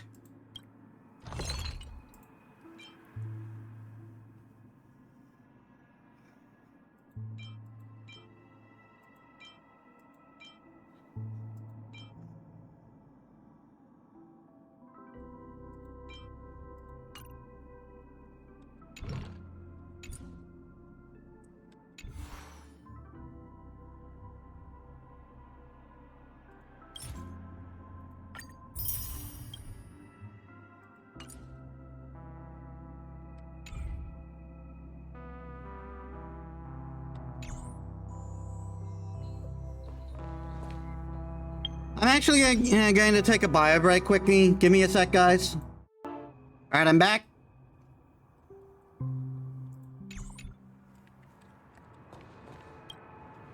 I promised to give the siblings some privacy, so let's talk about our business first. What do you say? That sounds sensible enough. Since you went through the trouble of gathering the family head, the crew, and the Stellaron hunters, I'm guessing you have something important to say, Mr. Gallagher? Oh, is it that obvious? The look on your face is practically screaming, I'm the one behind all this. You're right, Mr. Yang. It is indeed time to come clean on everything. So are you actually the sleeper? The siblings already know what they need to, and they've made their choice. But you, Nameless, arrived a bit late. So it's only fair that I answer your questions. Before we begin, let me reintroduce myself. I'm the founder of Dreamflux Reef, the deputy of the Watchmaker, and the one who sent out that invitation. As Gallagher, the history fictionologist, I humbly extend my greetings to you all. History fictionologist? So what, everything you told us was made up? Well, don't worry. Almost everything I shared was true.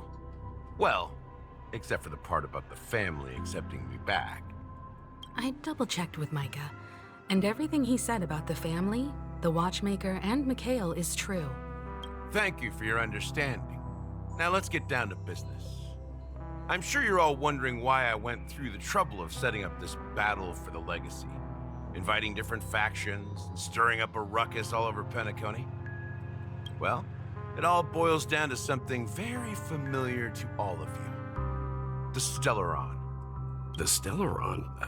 But how is that possible? Penacony is a free-flowing interstellar hub. There are no signs of contamination whatsoever.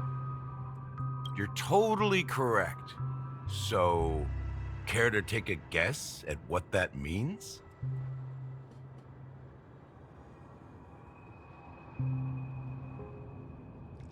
You're pulling our leg again. Someone is manipulating it. How keen. Well, what should I say? I expected nothing less from the person here who is the most familiar with Stellarons. The sweet dream doesn't come out of thin air. If you think of the memory zone as the sea, creating the land of the dreams is like filling that wild ocean with earth to make an island. To achieve this feat, without the help of an emanator of remembrance or enigmata, the only way is to use a Stellaron. And that's not something you can achieve with a simple wish.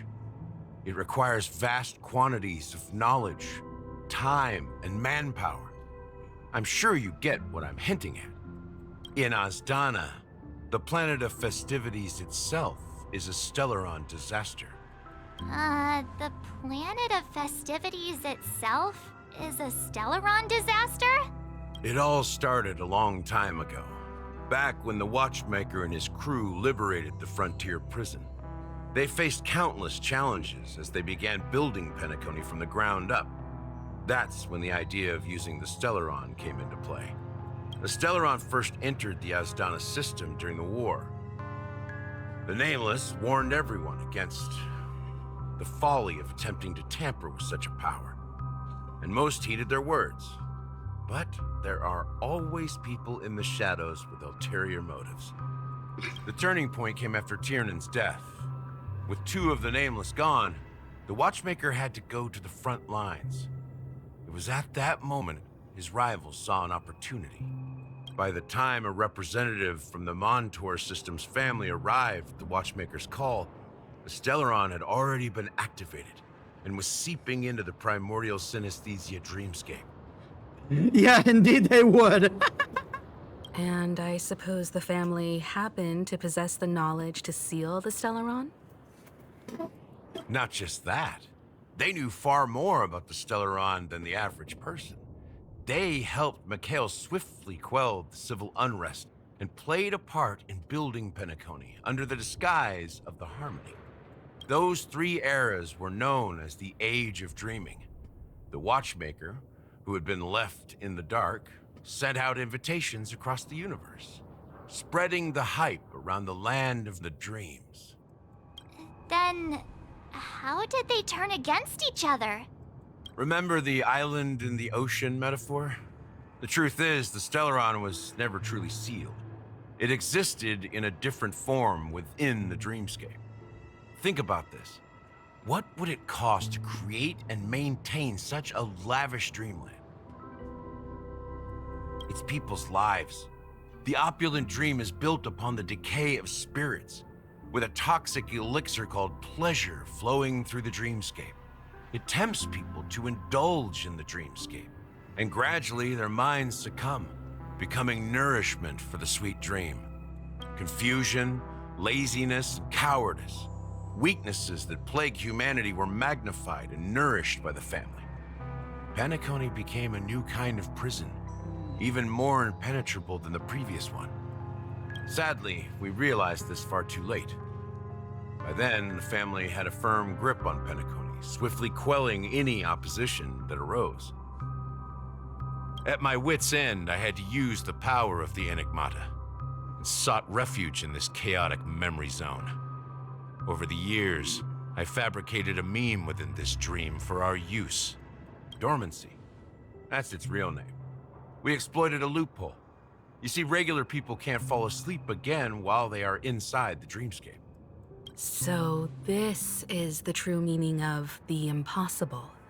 You sent out invitations in the Watchmaker's name to find forces capable of resolving the Stellaron disaster and draw them into Penacony to uncover the truth.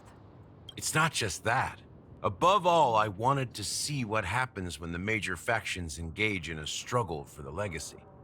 Since this is the Watchmaker's first announcement in decades, the traitor within the family is bound to reveal themselves.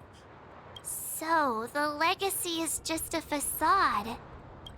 If you want to consider the Stellaron as the legacy, I'm totally fine with that. If that's the case, where is the Stellaron now? That's a question for Mr. Wings. The Stellaron is still under the family's control, and as the head of the Oak family, I'm sure he holds all the answers.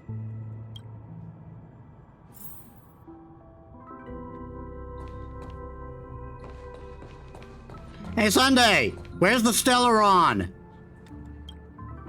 Are you done talking? So, will you tell us where the Stellaron is? It is the Penacony Grand Theater itself. The whole Grand Theater? As I suspected, it's the embodiment of the family. The edifice that first materialized within the Sweet Dream. That's what turned Penacony into its current state. Well, we're fighting an entire damn building, everyone. As for the person who employed its power, it is in fact Mr. Gopherwood, the current Dream Master. Well, that was easier than I thought. Did you conduct your own investigation already? Correct. When I was trying to track down the person who murdered my sister, apart from you, Gopherwood was my second suspect. Confronting me first turned out to be a smart move on your part. I didn't have other options. The Dream Master has been elusive, and even the heads of the families can hardly get an audience with him. Moreover, Mr. Gopherwood has been kind to my sister and me. And I didn't want it all to end like this. What do you mean by that? To be honest, my brother and I are also victims of the cancer of all worlds. We grew up as orphans, and were adopted by the family when they came to help. Mr. Gopherwood recognized our potential and brought us to Penacony. But I can't just stand by and watch Mr. Gopherwood become an enemy of the Harmony. I won't use my voice to support an evil cause.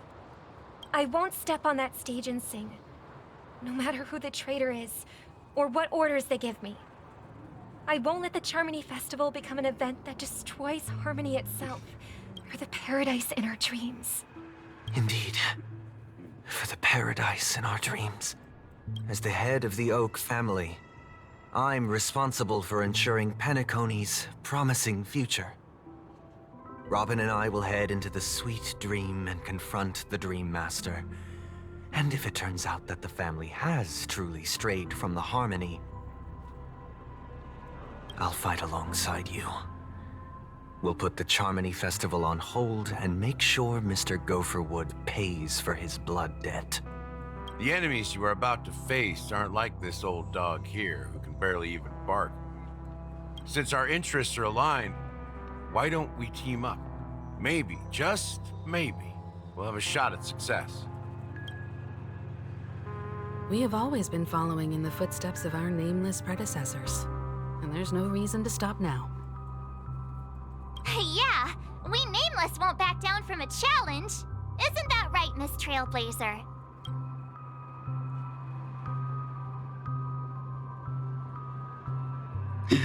Going up against the Dream Master? Nah, I surrender.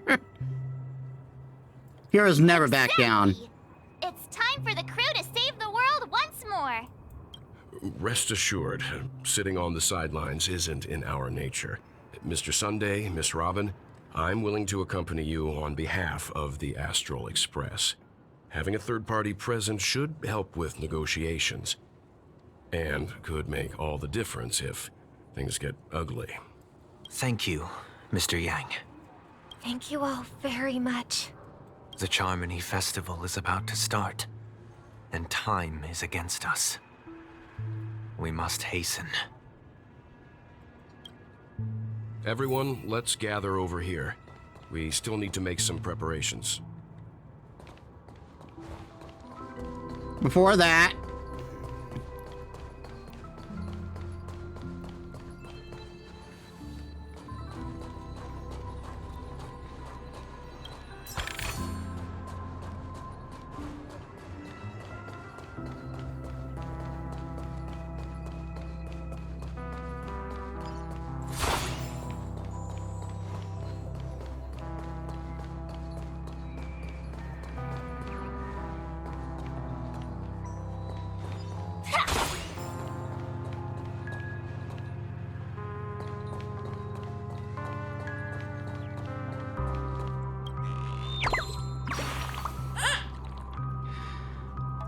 you know this granny friend? She's just staring ahead, laughing one moment, then weeping the next. Scary. She's probably thinking of someone. If she misses someone, why doesn't she just talk to that person face to face? Humans are so hard to understand. It would be great if everyone was happy every day. Goodbye, I'm returning to the Great Tree. I wish you and Granny happiness too.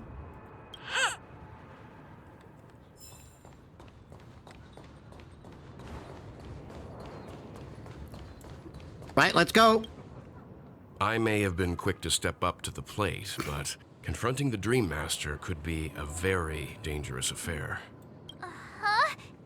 Even you're saying that, Mr. Yang? How powerful is that Dream Master? He's the leader of the families of Penacony, and he has the entire power of the Harmony behind him, not to mention the Stellaron in his possession. We must proceed with great caution. Maybe you can just stay behind this time, Mr. Yang? No, that won't do. Even if we count Robin as an ally, something felt off about Mr. Sunday just now. Although, I can't quite put my finger on it. I have to make sure he won't turn against us when things start to get dicey. You're still carrying the keepsake the IPC envoy gave you, right? May I borrow it for a moment? Huh. I knew it. What do you need As it for? I suspected, this chip Aventurine gave to you is actually a miniature transmitter. If I'm right, he intends to use it to track your location or contact you when needed. As it so happens, this may actually be of some use in the current situation. Aventurine? Is he still alive? And what does he have to do with our mission to confront the Dream Master? Remember what I said earlier? Working with the IPC is a way to keep the family in check. If negotiations go south and the family show their true colors by going after the Stellaron, I'll use this transmitter to send a message to the IPC. It'll be just the opportunity the IPC ambassador was hoping for. The only question mark in all of this is Aventurine's current status. But the IPC is always listening, especially senior strategic investment department heads like him. Getting the message across shouldn't be a problem. Good luck to you, Welt. Well, you take care too. If anything goes wrong, don't worry about me. Just make sure to seal the Stellaron. Spoken like a true hero. Even if the Dream Master is innocent, the family's corruption runs deep. I won't make the same mistake Mikhail did. Let's wish him the best of luck. Don't you have something else to tell us, Gallagher? Why would you say so? Before we departed, the conductor asked us to inquire about the 3 nameless in Penacony. We've already collected intel about Rosalina and Tiernan, so the only one left is Lakework. If I'm not mistaken, we've already met him somewhere, haven't we? It's not enough to say meet, but the answer is pretty obvious. After all, I've hinted at it in quite an evident way. I've been watching over you ever since I received the reply from the Astral Express, and I've seen the great effort you all put into linking different realms together across the cosmos. And now, after getting this far all in one piece, you have truly proven yourselves. Miss Himiko, were you the one who repaired the Express and got it sailing through the cosmos again? Yes. So he was a member of the Astral Express? And you two, young Nameless, you have very interesting life stories and extraordinary skills. Aw, you're making me blush with these flatteries. Keep them coming. Of course, my reputation precedes me. Believe in galactic baseballer supremacy. I don't know much about my life story, but I do have extraordinary skills. You're full of energy. Please send my regards to the conductor, Pom Pom. Please let them know that their friend has fond memories of his time aboard the Express, which he reminisces on every time he has a good drink. As for the last Nameless, he embarked, disembarked, and embarked again, traveling in a great circle, ending up back where he started. On his deathbed, he told me to find the Astral Express and deliver an invitation to the future Nameless. He left behind a special gift, a true legacy. Okay. Something that belongs only to the successors of the Trailblaze. Okay, so he wasn't a name. He's not a nameless. He just knew that nameless. Come with me. Now is the time to reveal it.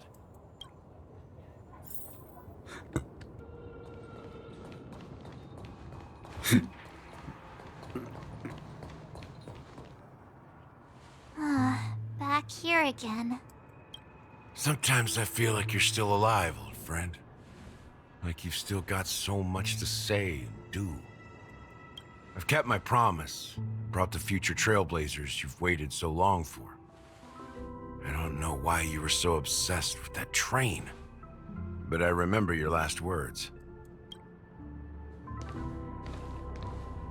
Don't let us down, old man.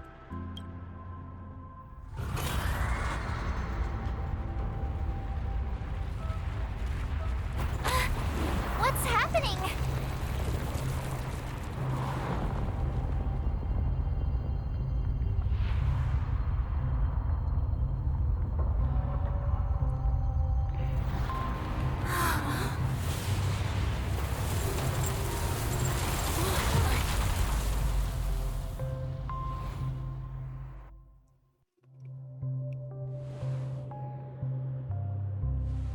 Go ahead.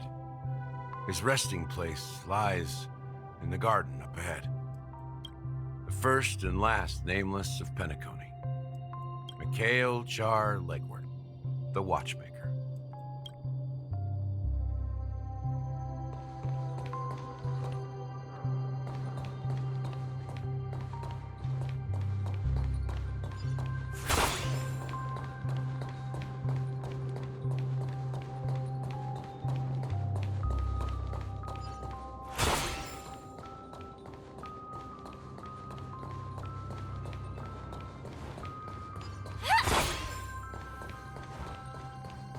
Here lies the Watchmaker. Its time finally ran out.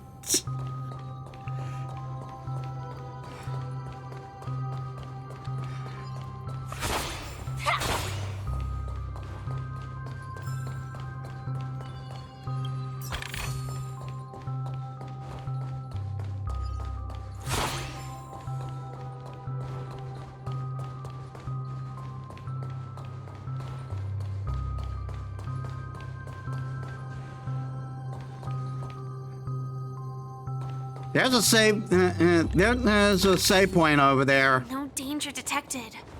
But never let your guard down.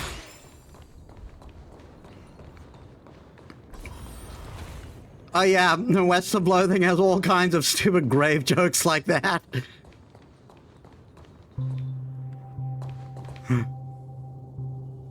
Soda is King's Quest. Beneath the sea surface of Memory Zone, in a garden closest to the full moon in the water, an elderly man rests on a recliner, enveloped in utter silence. GSA point in a large area like this, that's totally not suspicious at all. Oh yeah, totally. The Watchmaker, Mikhail Char Legwork, has passed into that endless, timeless dream where no sound could ever awaken him. Sure enough, the Watchmaker is the third nameless. Even I could guess that one. The legacy he left behind was a dream bubble. I believe inside that bubble, there's something that holds meaning only for the nameless. Oh, is this where you're originally supposed to get the Harmony, where you're originally supposed to get Harmony, Harmony Trailblazer?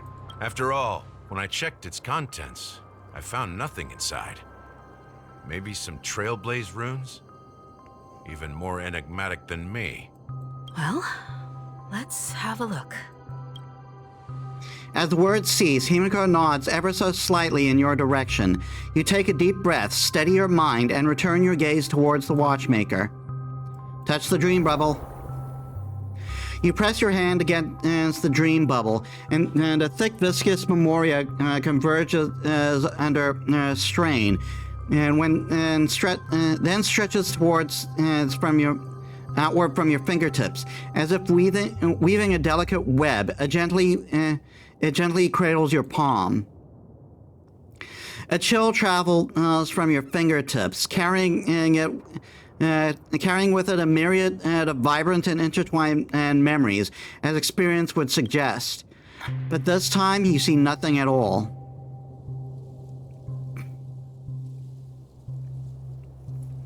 The legacy is this dream bubble. This totally precious must be kept intact, or I could just pin and pop it for the lulz.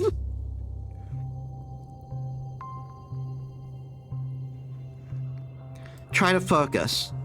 The dream bubble is clearly extraordinary. Perhaps the approach was wrong, you think. Holding your breath and closing your eyes, with one knee on the ground, you press your forehead against the thin film coated in the memoria.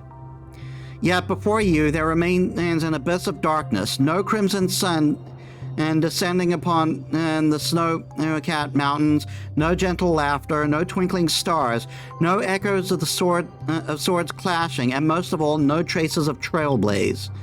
There's nothing and nothing here. Indubitably, this is but an empty bubble. Wait, what's going on? Seriously? There's nothing inside this dream bubble? It's going to show up during the actual boss fight, isn't it? How could a dream bubble be empty? Just as I suspected. That old man always had this strange belief in the nameless and the trailblaze. And I never understood where he got that confidence from. Especially since he never managed to get in touch with the Express while he was alive. I could never figure out what was going on in that old man's head. But this empty dream bubble is so typical of him. He was always full of weird fantasies and incomprehensible romanticism. That mischievous old man. Well, I didn't expect him to leave anything concrete behind anyway. I think the bubble is broken. Have you tried turning it off and on again? Think about what you said and never speak again. Don't think that's the case, Gallagher. I'm sure Mikhail has left us the most precious thing of all. Don't start getting all philosophical on me, all right? Just as Mikhail believes in the nameless of the future, we unconditionally believe in the nameless of the past. How could they leave with regrets for the future when they were ready to dedicate their lives to the land they loved? There must be something contained in this dream bubble. It's just we haven't figured it out yet. You also have faith in the watchmaker, don't you, Gallagher? Maybe we can take it to that shop upstairs, see if we can draw it out. The true dream bubble is the friends we made along the way. No, that's too stupid. Well, I'm a follower of the Enigmata. My philosophy forbids me to have faith in anything. That's why I understand what faith means in the path of Trailblaze. And I also want to know what he left behind. I'll leave it to you guys then. Can I borrow your pet? I need to make a trip back to Golden Hour and check something at the Dreamscape sales store. Yeah, that's what I was thinking. That's the place I was suggesting. It's for Mikhail, and for the future of Penacony.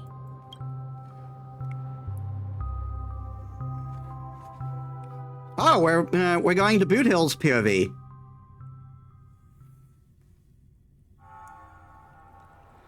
Welcome to the Reverie Hotel. How may I help you? Greetings. We're the Nameless from the Astral Express, and we'd like to check in. The Astral Express? But I thought... Yes, my companion's already checked in. My name is Dan Hung, and I believe my personal information is recorded in your system. I see, but your companion said you wouldn't be coming due to a change of plans. Now the plans have changed again. And you are... Me? I'm Pom Pom, a new Nameless who's also with the Astral Express. He's my fellow trailblazer. We responded to the family's invitation before he boarded the express, so he wasn't registered in your system. Very smooth, Boot Hill. Is it possible to accommodate him as well? Oh, I see. Another one of the Nameless had a similar situation. Seems like a lot of people are joining the Trailblaze these days. Since there's a precedent, it shouldn't be a problem. Just give me a second to contact your companions. I'm sorry, dear guests, but it seems I'm unable to reach the other members of the Astral Express. What do you mean by unable to reach them? My apologies. This is the first time I've encountered a situation like this. However, the system indicates that those guests are still in the dreamscape. How about this? Give me their room number, and we'll go check on them ourselves. I'm afraid that's not possible. I need to verify both of your identities before I can share any guest information. How about you just wake up someone? Let's say, Welt? I'm sorry, but there are strict rules regarding forced awakening. It cannot be done without the proper clearance. So nothing works, huh? What's your solution then? Are you saying we sleep here? At the reception? Please be patient. We need to contact your companions in order to confirm your identities. And now it seems you need to confirm our identities before you can contact our companions. It seems so. Oh, fudge. Look, nothing personal, but if you can't handle this, go find someone else who can, okay? Now, Boot Hill, she's just doing her job. There's no reason to be a dickhole. Please calm down, dear guests. I do recall that Mr. Sunday, the Oak family head, personally handled this issue earlier.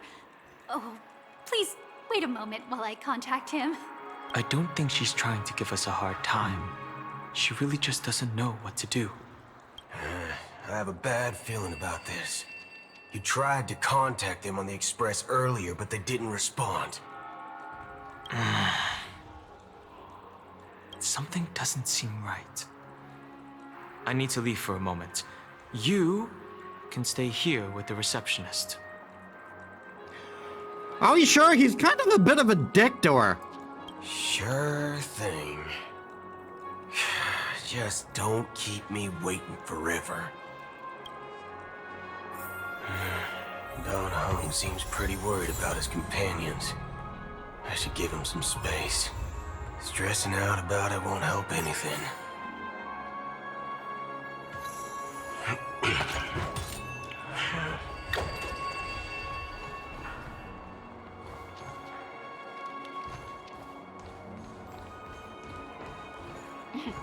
At night. The Charmony Festival is about to start! I'm so excited! Hey! You guys here for the Charmony Festival too? Well, I didn't come all the way here specially for the festival. Honestly, I don't really even know what it's about. But I heard it's a lot of fun! Well, back in my homeworld, Anaria, we have festivals like that all the time. My dad threw me a birthday party one time that was just as extravagant as the Charmony Festival. Oh, come on! The Charmony Festival is a once-in-an-Amber Era event! How can a birthday party compare? Well, you never know, right? Maybe on her world, birthdays only happen once in Amber Era. Anyway, let's forget about that. Have you heard about the, unsettling things happening in the dreamscape? Unsettling things? What could possibly go wrong? It better not ruin the Charmony Festival! I've been looking forward to it! No one tell him the bad news. Relax. With a big event like this, there's bound to be lots of gossip and rumors. Don't worry. If anything does happen, the family will be on top of it. Something about this woman's voice is just irritating. She just sounds so pompous, doesn't she? Oh, that's a relief. I didn't come all this way to see the festival go down the drain. Well, looks like I won't get any fudging clues out of these two. They're clueless. I love it. This guy refuses to swear. At my age, what's left from me?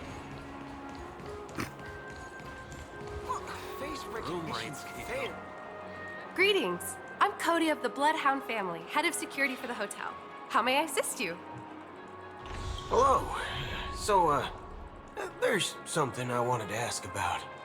I've been hearing some unsettling rumors about certain incidents that might affect the Charmony Festival. Do you think there's anything to be worried about? I've traveled all the way from the Hayahi Federation, and I don't want my trip to be ruined. What do you mean? Wait, you haven't heard? I'm not sure where you heard those rumors, but they're completely baseless. I can assure you, as a representative of the Bloodhound family, that everything is going smoothly for the Charmony Festival.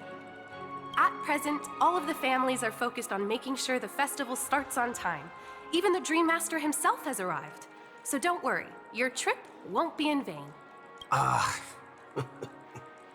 that's a relief to hear. She doesn't appear to be acting. So, it seems that even the hotel staff are out of the loop. Back already? Hasn't she returned yet? Nope. I'm starting to wonder if sending her to contact Sunday was a good idea. Neither the staff nor the guests seem to know anything about what's happening in the dreamscape, and wherever we go, all we see is people enjoying themselves. Definitely not a good sign. I agree. Another unusual thing is that the Oak family is supposed to be in charge of organizing the council and managing everything inside and outside the dreamscape. However, I walked around the hotel but didn't meet a single member of the Oak family on such an important day. Well, I'll be forked. If I remember correctly, the head of the Oak family is that Sunday guy, right? We shouldn't linger here too long. Let's go back to the Express for now. Not so fast. Have you ever robbed the IPC, bro? If you run away now, everyone will be chasing after you. Are you suggesting we sit here and do nothing? I wouldn't say do nothing. But let's stay put for now. Even if the family has ulterior motives, they couldn't have anticipated us showing up here. We're the surprise factor for them. They don't want to attract unwanted attention from certain outsiders, so they won't do anything reckless. See? The IPC lackeys are keeping a close eye on this hotel. If I were a family member, I'd find an official excuse and keep the surprise factors here. If we just wait here, that would be like walking into their trap. Of course, we don't need to walk into their trap. I gave a backup plan to the memo keeper. If it turns out we won't be allowed to enter the dreamscape, she'll order a drink for me in the VIP lounge at the hotel. In reality... A secret signal. That's right. Oh, a concrete object can indeed help the memo keeper establish a connection with you. But Boot Hill, if you have more backup plans in the future, I hope you'll let me know in advance. I'm sorry, but it's one of my quirks. I have too many unreliable friends. And if I reveal that I have backup plans, things can go awry. And that would leave all backup plans completely useless. How do we get into the VIP lounge? This is where my street smarts come into play. My phone clearly actually took a stay on credit. You're the lobby manager, right? Yes, I am. How may I assist you? We're the Nameless from the Astral Express. We wanted to check in, but there's something wrong with your system. The lady at the front desk said she would contact the manager, but now she's nowhere to be found. I went all Karen on her and everything. Now, we've been waiting here forever, without any food or water. What the fork, man? Is this how the family treats its guests? Is this your idea of street smarts? Starting an altercation? He said, what the fork? It's called standing up for your rights. I apologize for the inconvenience. Please wait while we try to contact Mr. Sunday. I'll arrange 2 premium seats in the VIP lounge so you can rest there while you wait. See? Just like that. Just don't call yourself nameless next time. Yeah, please stop tainting our image. This bar's something else. Certainly worthy of the planet of festivities. One Peach Soul Glad? Shaken? Not bad. How many credits is this worth? Those people from Planet Screwlope never bring...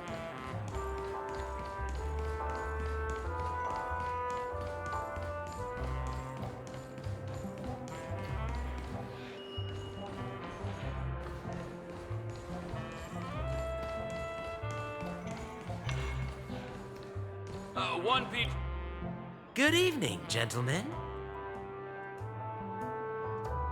Hey, I have an order for a bottle of Hasdana's White Oak. Can you help us find it?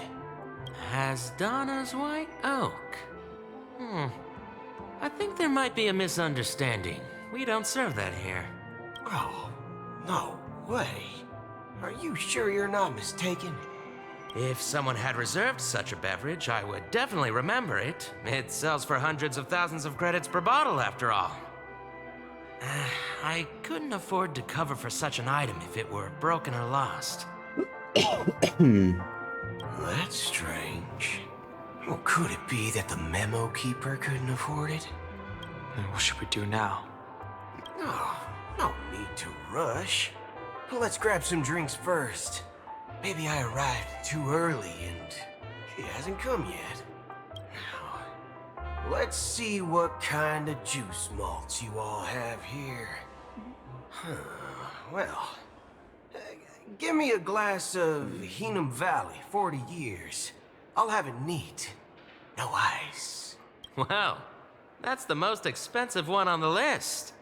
You have a taste for the finer things. It's on the house, anyway. What can I get for you? Anything you recommend is fine. Then I would recommend today's special, Glass Village. It's classic Soul Glad mixed with Laboom juice. It's refreshing and suits your cool demeanor. Just 1 minute. Laboom juice, Jesus. This flavor. Dynamite barbecue with rocket fuel. Ooh, it really hits the spot. Truly the finest sherry cask-aged malt juice in the cosmos. I do not want to know how you know what barbecue dynamite and rocket fuel tastes like. Dynamite barbecue with rocket fuel. Is that really something that humans enjoy? Hey, this guy doesn't know anything at all. As long as you're satisfied, dear guests, please enjoy. Let's give the memo keeper another half system hour. If she doesn't show up, we'll need to come up with a new plan. In the meantime, let's take stock of the situation. What do you think? The situation is unclear. Something must have happened on the planet of festivities, but the public is unaware of it. Someone in a position of power within the family must be covering it up. It's unusual for the followers of the Harmony to invite other factions, let alone the IPC and the Masked Fools. If what you said about the Emanator of the Nihility is true, the situation in Penacony is a little complicated, to say the least. Actually, there's something else I'm concerned about. Regarding Acheron. As you know, the faction that follows the path of the Hunt are some of the most dangerous folks in the cosmos to mess with. I mean, who in the right mind would impersonate the Cienjo Alliance or the Galaxy Rangers? It's like asking for a death wish. Isn't there a saying among the Xianzhou people that the Rainbow Sect lets their luck's arrow do all the beating? It still kills me this guy's from the Shangzhou Lao Fu. Talking. Do all the talking. Well, you know what I mean. Even though the Galaxy Rangers have been out of sight for years, we've been keeping an eye on this region. Even the dumbest criminals know better than to mess with the Annihilation Gang, much less the Rangers. But that Acheron lady, she doesn't seem like a lunatic at all. On the contrary, she's highly logical and organized. She knows exactly when to hold back and when to strike without mercy. And you believe that someone like her would have an ulterior motive for impersonating a Galaxy Ranger? I'm not entirely sure, but I do have my suspicions. Maybe she knows a Galaxy Ranger, or perhaps she's trying to lure us out for some reason, which I can't figure out. Anyway, what worries me more are the anomalies within the family. They've summoned followers from various paths for the festival. No matter how generous the family might be, this move seems highly unusual. Unless the invitations weren't sent by them. If that's the case, it's even more intriguing that the family insists on organizing the Charmony Festival, despite the chaos. Maybe it's Shipei the Harmony pulling the strings. You find it beyond human understanding because it wasn't arranged by humans at all. People do stupid things out of irrational impulses. They abandon their principles when self-interest is involved. They believe in things they know they shouldn't, and fudge, they even break their own rules.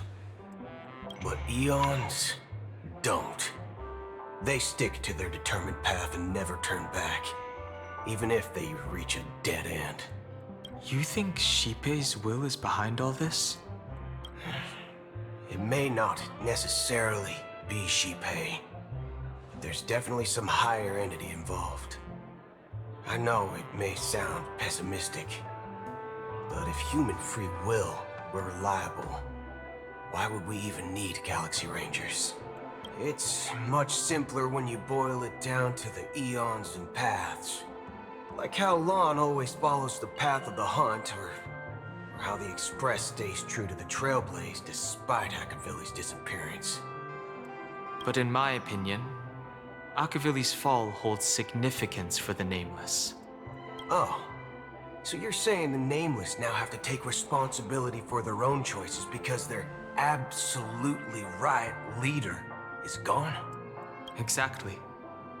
I believe the purpose of the journey isn't just about following a path that's always considered absolutely right. It's more about doing your best to choose the right path for yourself among countless possibilities, even with limited insight and judgment. I don't know what you've been through, but I agree that people must take responsibility for their choices, because no one else can do it for them. That's why the Galaxy Rangers need to uncover the imposter and figure out her true intentions. Just in case. I have a backup plan if the Memo Keeper doesn't show up. This is my final backup plan. I promise. And with that plan fails, I happen to have another backup plan. Oh, this one's truly the final backup plan. You sure have a lot of cards up your sleeve. Well, going back to my old career would make things a lot easier. By the way, when you were walking around the hotel, did you happen to see any important-looking guests? What's your plan? It's simple. We just grab some hostages and use them as bargaining chips with the family. Or maybe we can even take their identities. No. No need for that. We'll return to the Express now. Wait, are you getting scared? Draw your weapon. Let's make a big scene. Are you leaving, esteemed guests? Would you like to cancel that Asdana's White Oak you just ordered? Huh? Asdana's White Oak? But didn't you just say... Ha ha. Looks like you are a bit intoxicated, esteemed guests. You ordered a bottle of Asdana's White Oak just a moment ago. Looks like your memo keeper friend has finally arrived. Oh, right. Sorry, my memory's not the best. You know, too many modifications and all. Anyway, let me check. Well, fork me. It says Donna's White Oak, all right. And there's a note. I'll be waiting for you on the Astral Express. No mistake. That's her message to you. She knew the hotel wasn't safe, so she suggested we find another place. Well, looks like we took a detour, but now it's back to the Astral Express. So, what are we waiting for? Let's go.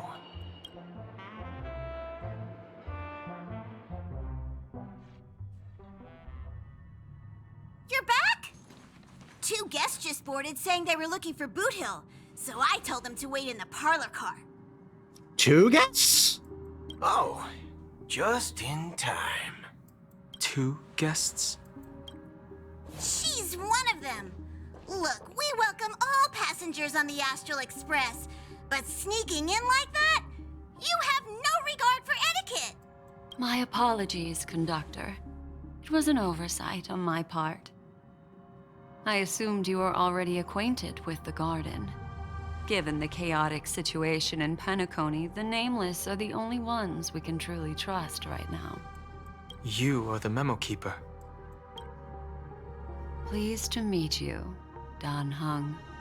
I've seen you in others' memories. And as for Boot Hill, this is our first face-to-face meeting. I hope you enjoyed that bottle of Asdana's White Oak. You sure have a refined taste. Finally, Memo Keeper. Well, let's cut to the chase. Spill everything you know. That's precisely what I intend to do. But before that, please allow me to introduce myself. My name is Black Swan. Ah, it's Acheron. And I serve the Garden of Recollection as a memo keeper. As for Acheron's story, I'm sure she knows it better than I do. Greetings. I'm Acheron. What? You Garden of Recollection shirtbag! You betrayed me! Shirtbag! I apologize, but she did that at my request. Due to certain reasons, I have been exiled by the family. Thankfully, this memo keeper came to my aid and helped me escape their surveillance unnoticed. To be honest, it was more like stalking than helping. And the process was far from unnoticed. But we did escape.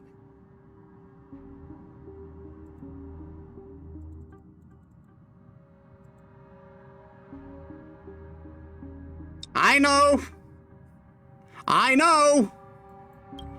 asked her to guide me to a place beyond the family's reach and to contact a few trustworthy individuals. Namely, all of you. Trustworthy?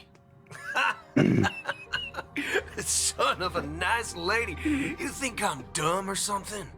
I just to swear. How about this? I'll put a few bullet holes in your head and see what secrets spill out. Then, we can talk about trust. It doesn't have to be like that.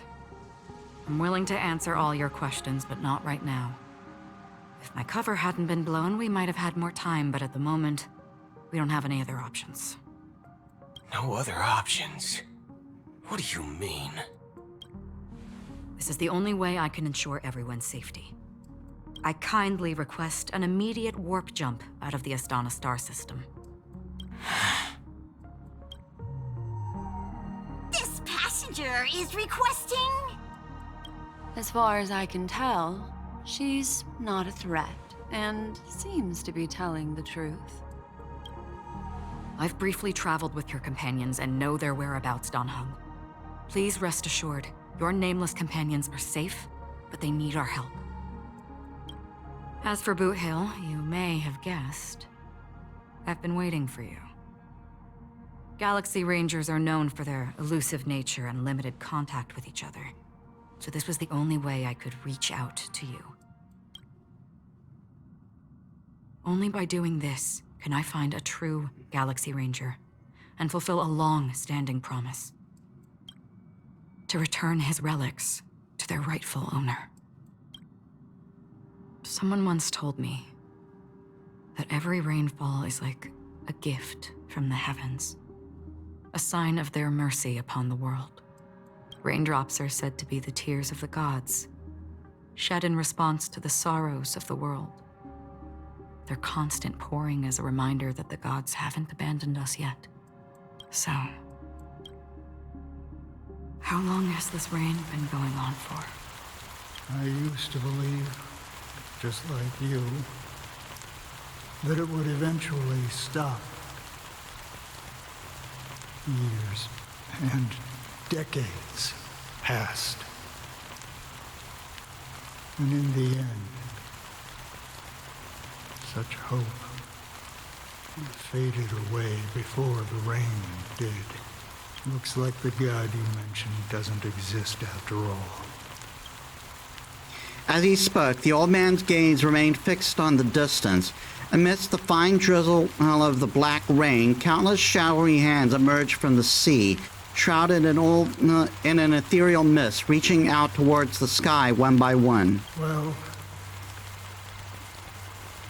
let me share a story with you.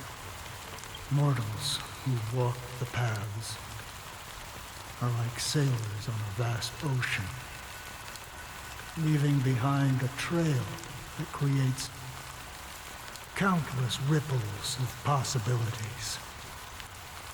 These ripples last longer than the fleeting lifetimes of humans. And for some, their presence leaves such a strong mark that it's reflected in the waves. Like those shadows on the ocean. Sin-thirsters, the obsessions of the Pathstriders, they emerge from the depths of IX, seeing themselves as masters of their own destiny, unknowingly repeating the actions of their past lives. They emerge from the nihility and head toward it, leading purposeless lives. However, these hollow phantoms, they were once my dear companions. A group of Galaxy Rangers. Are you watching over them? Watching over them? No. I'm guiding them toward transcendence. It was a brutal war. A crusade that shook the universe. The universe witnessed the fall of Zulo, the Lord Ravager, but it came at a price. A price so hefty that only those who were there still remember. The unwavering determination of the Hunt followers persists even in death. So someone must guide these lost souls to their life beyond. They were heroes in their time, and they shouldn't be reduced to mere puppets of nihility. As for me, I've suffered too many losses on that battlefield to advance any further. And that makes me the most fitting person to carry out this task. But you know, these sin-thirsters, They're not who they used to be. Does this seem pointless to you? Will some tasks have to be done, even if they are pointless? I can help you. For what? For the meaning of the nihility.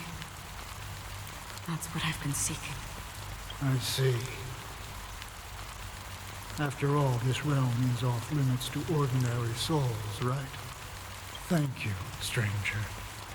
I wish that you find what you seek.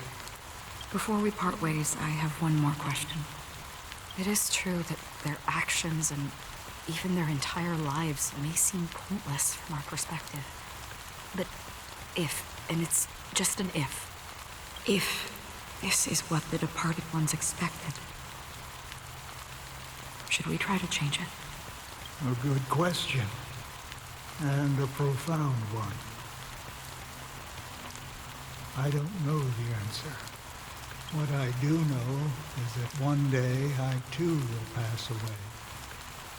I hope that when that day comes, someone will stand at my grave and place a bouquet of flowers.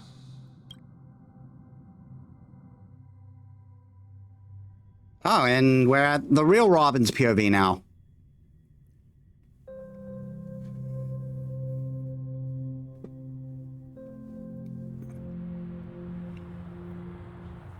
When I appeared as a child, my speech, mindset, and soul reflected immaturity and innocence.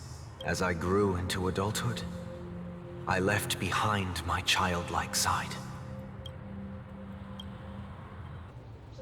I humbly request your blessings, esteemed advocate of Shipe. Come to me, my kinship. I have sought their presence with us. As you wish. I have faithfully served the Alfalfa family for nearly a decade, promoting the path of the harmony to the best of my ability. However, I made a mistake yesterday. While I was preparing dinner for the family head, I accidentally dropped a prepared dish on the floor. That's not a big deal. Out of laziness, I lied and claimed that everything was ready. Although the head has dismissed me as punishment, it has been tough to sleep with the guilt still gnawing at me, as I worried that the seeds of evilness may have taken root in my soul. So, I confess to you now to seek atonement for my sins. My God, are all followers of the harmony so hard in the ass? Do you sincerely repent and vow to change your ways? Yes. Have you examined your soul and confessed all your sins? Oh, yes. Are you willing to accept the process of atonement? Yes. Very well. Show your dedication and goodwill to the family, and you shall be reinstated among them. Now, please, leave in peace. Oh, praise Shipe. And thank you, esteemed advocate. Next, please step forward. I wholeheartedly confess to you. Please, pardon my sins. Rest assured, I have implored their presence to be with us. As long as you are sincere, absolution will be granted. Oh, great. You know, I arrived in Penacony as a stowaway. I sold everything to get a ticket. My house, my land, and my 2 children. I see. Please, go on. My children were starving, and I hoped they'd have a chance at survival if they became slaves here. If I can strike it rich here, I'll lift them out of that situation and give them the life they deserve. You sold your kids into slavery. You sold your kids, your fucking children, into slavery. All right, fuck you. But the Bloodhound family got wind of it. They're on my tail, hunting me down. I thought I could bring my kids here. It was all my fault. All my fault. You don't deserve custody of your kids after this. Sold them into fucking slavery. For a ticket. The family is ready to forgive all sinners. I'll ask the Bloodhound family to cease their pursuit. You don't need to live in fear anymore. Oh, thank you. Thank you. I'll work my hardest to redeem my children and make them part of the family. Praise the harmony. Your children don't need the redeeming, asshole. You do. What the fuck did your children do?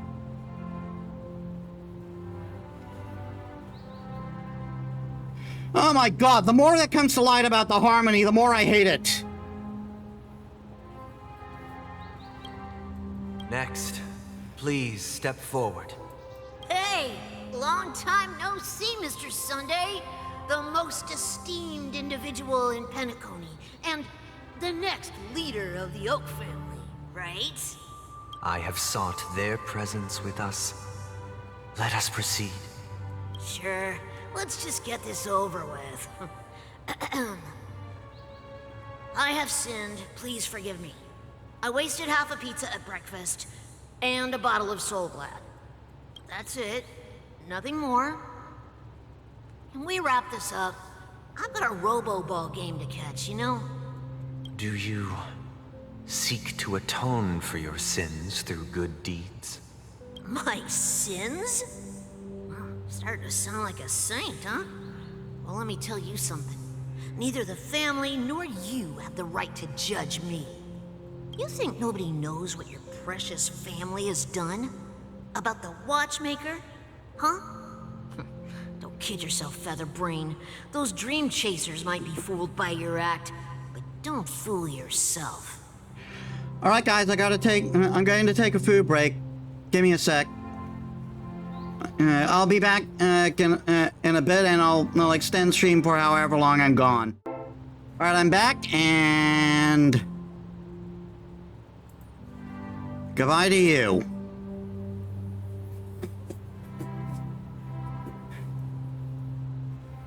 Let's get back to the worst holier-than-thou people ever, shall we? Before you start spouting off your holy verses, answer me this. Where does the power of the Oak family come from? And your power? What makes you think you can sit there all high and mighty, looking down on everyone else? Well, I've spent enough time in confession today to enter the Harmony's paradise, right? Then I'll take my leave. Good luck with your election, and, don't make me regret my investments in you. Also, looks like about 20 minutes or so, I was away. Can someone give me an exact time on that?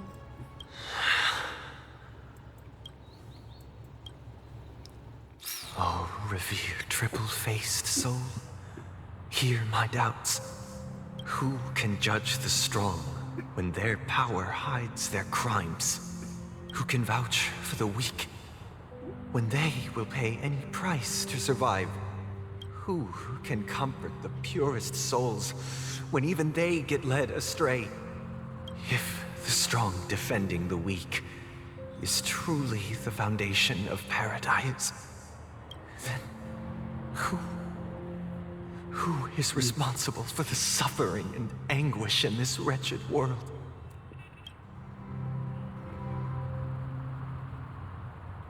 Brother? Brother? Brother, are you all right? I'm fine. I've been working long hours. And I just made a trip to Dreamflux Reef and back.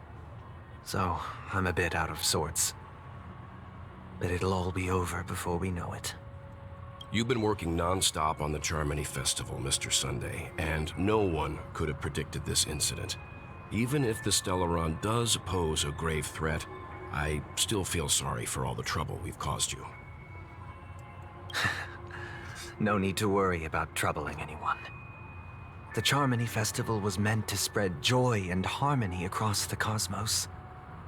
But now that we know the truth, I'm afraid we'll have to cancel it. It has always been our wish to make everyone happy, so...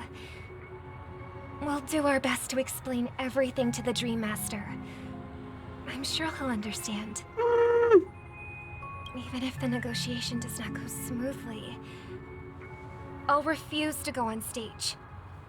Without the Chord Master, the Harmonious Choir would not arrive, and the Charmony Festival would be just a grand performance, and nothing more. I'm relieved to see your determination. You know, since arriving in Penacony, we haven't had any contact with this Dream Master himself. I'd heard of the heads of the 5 major lineages, but the Dream Master is a mystery to me. The Dream Master rarely grants an audience, even for us. But, given the urgency of the situation, he's agreed to meet us in person.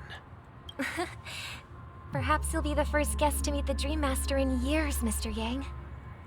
Let's hope we can reach a consensus that satisfies everyone. I doubt it. Indeed. Let us hope so. It's about time. We'll have to get ready for the meeting.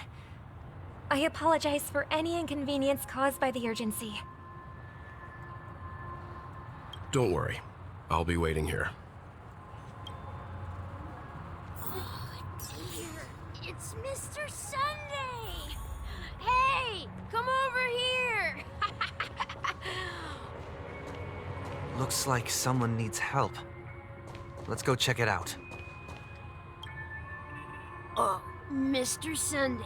Hey there! Okay, see the moon in the sky? It's about the size of the cap on my Soul Glad bottle. If I just reached out my hand, I could grab the moon, couldn't I? The moon? You mean the Grand Theater? Yeah. Look at me.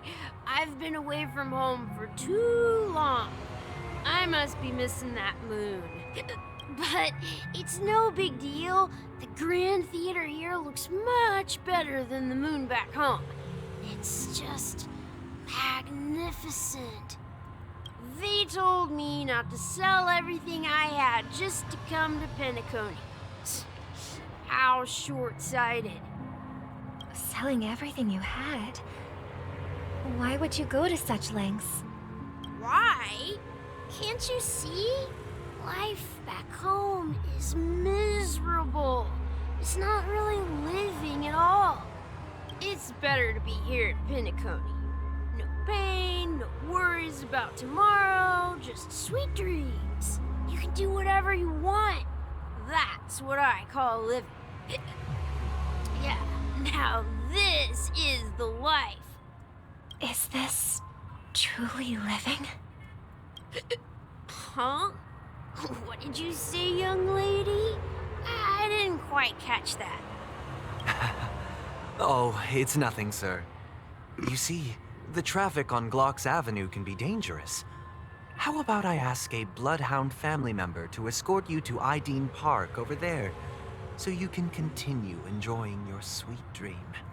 Oh, yeah, that's a great idea. Wow, no wonder you were the leader of this sweet dream. You're totally a lifesaver. He's gonna be turned into the boss, isn't he? See you around, Mr. Sunday, and it was nice chatting with you. What's up, sister? This is the land of the dreams. But why do they live like this? The man we ran into... He doesn't seem happy at all. Even though sweet dreams are nice, they're just illusions. But for him, they're the only way to survive, even if it means giving up on reality. That's not really living at all. I suppose you have a point. But, in my opinion, that's how most people live their lives. Why do you say that? You think that man is not actually living, but that's not quite accurate. Even without Penacony, people create their own illusions called self-value. People believe they have a predetermined value to fulfill. Gaining value means gaining power, and those deemed worthless are seen as the weak. However, value doesn't come out of thin air, and there's a limit to it. To accumulate value, people have to take from others. So, the weak get exploited and oppressed. Hey, Lotus Prince, welcome to the stream. How's your day? It's going well. We haven't run into any more nightmarish boss fights yet. This is a gacha game, so it's probably gonna happen eventually. Are you suggesting that this is not how things should be? Exactly. But, ironically, people don't think there's anything wrong with it, because they uphold the illusory notion of self-value, and even the weak believe in it. The survival of the fittest. That's where all the tragedies in the world come from. People come to the sweet dream in Penacony to escape from that reality and find solace. Actually, something interesting about that. Apparently, survival of the fittest doesn't actually refer to being the strongest or the most fit. It refers to whoever fits in their environment the most. That's why cockroaches are so sturdy. They can survive fucking anything. And most species is when they stay in a certain environment tend to adapt. Oh, you mean survival of the fittest isn't an excuse to be an asshole? No, it is actually not. The tenet of survival of the fittest is if you can't adapt, you die. Adapt being the key word here. No tragedies exist here. Only happiness. Although in its nascent form. Isn't that the same paradise we yearn for in our dreams? Perhaps that man is just an exception. Let's not jump to conclusions. We should experience the dreamscape ourselves. Just as I did at Dreamflux Reef. Yes. Seeing is believing. I'll accompany you. The Dream Master hasn't shown up yet, so we have some time for a stroll. I'm concerned at what Sparkle's up to, though. Handing out those buttons.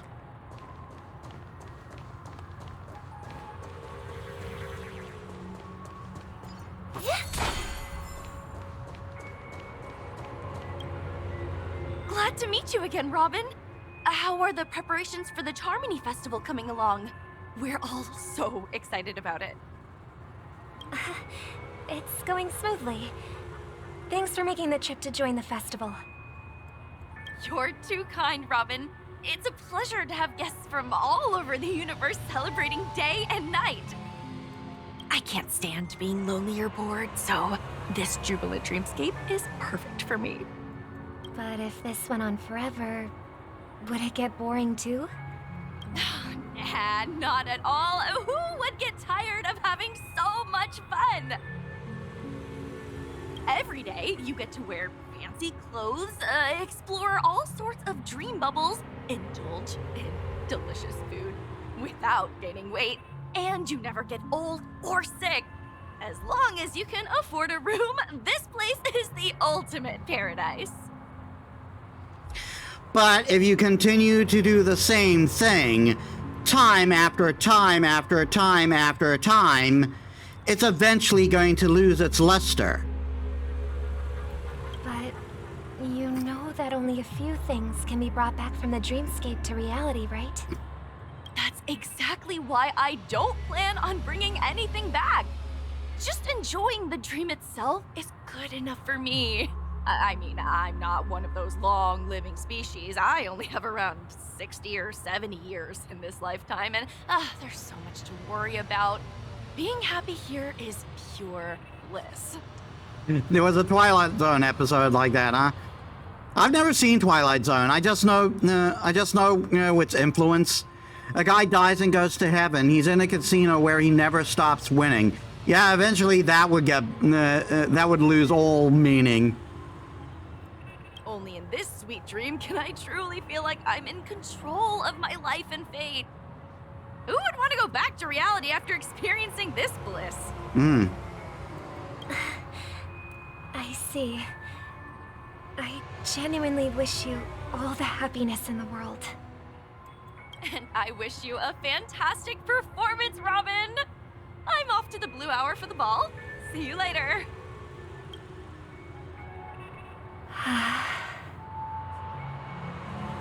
I can imagine. Seems like that guest's perspective didn't resonate with you either. She had a valid point. I could sense her genuine happiness. It's just that... What you're trying to say is, she thinks she's in control of her life. But in reality, she's just escaping from reality and seeking solace in this sweet dream. Once she steps out of this sanctuary, everything will be lost. Yeah, and you have no idea how delicate, how quick a process that can be. Like, yes, you guys are keeping this place running, but there's always the chance that someone could shut the battery, can shut the power off.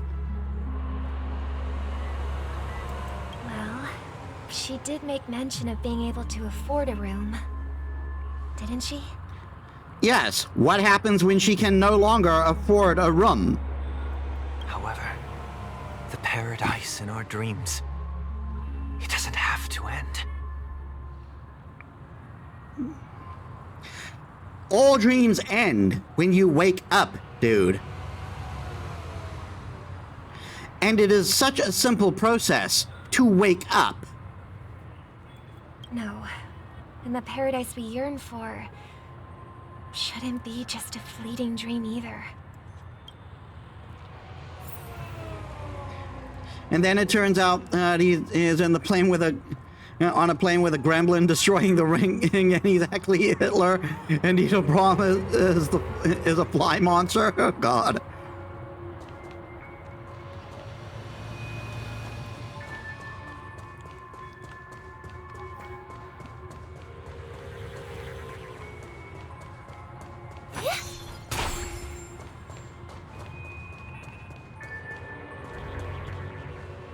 Thanks, Futurama.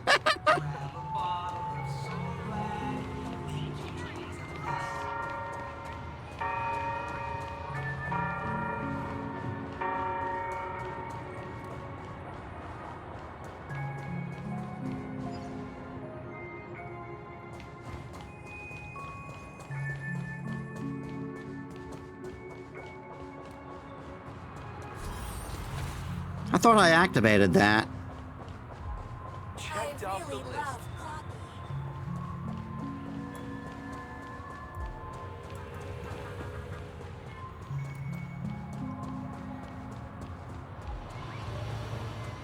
The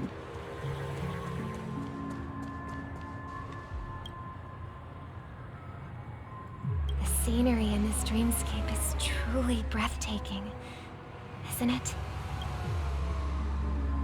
Oh, Robin. Can't believe I'm meeting you in person here. What an honor. You're right. Even though time stands still in this dreamscape, it always feels fresh. I find something new every time. A philosophical mind. I hope I'm not intruding. Oh, not at all, no. With little time left, I yearn for meaningful conversations, especially with someone as esteemed as you. Do you mind if we chat? It's my pleasure. No need to be formal. Just speak your mind. You said, with little time left. Please, forgive me for being blunt. But is that why you came to Penacony? Yeah. I was part of a war, and while escaping from the Sarkosian mothership, I got exposed to some radioactive materials.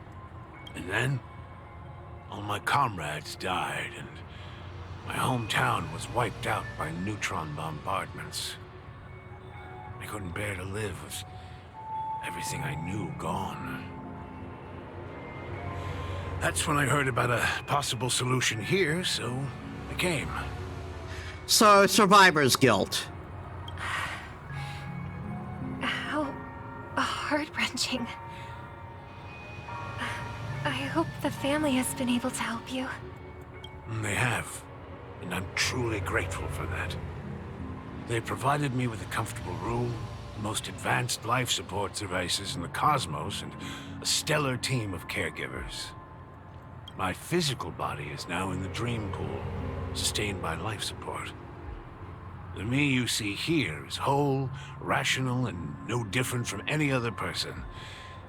But I can't say the same for the me in the hotel room.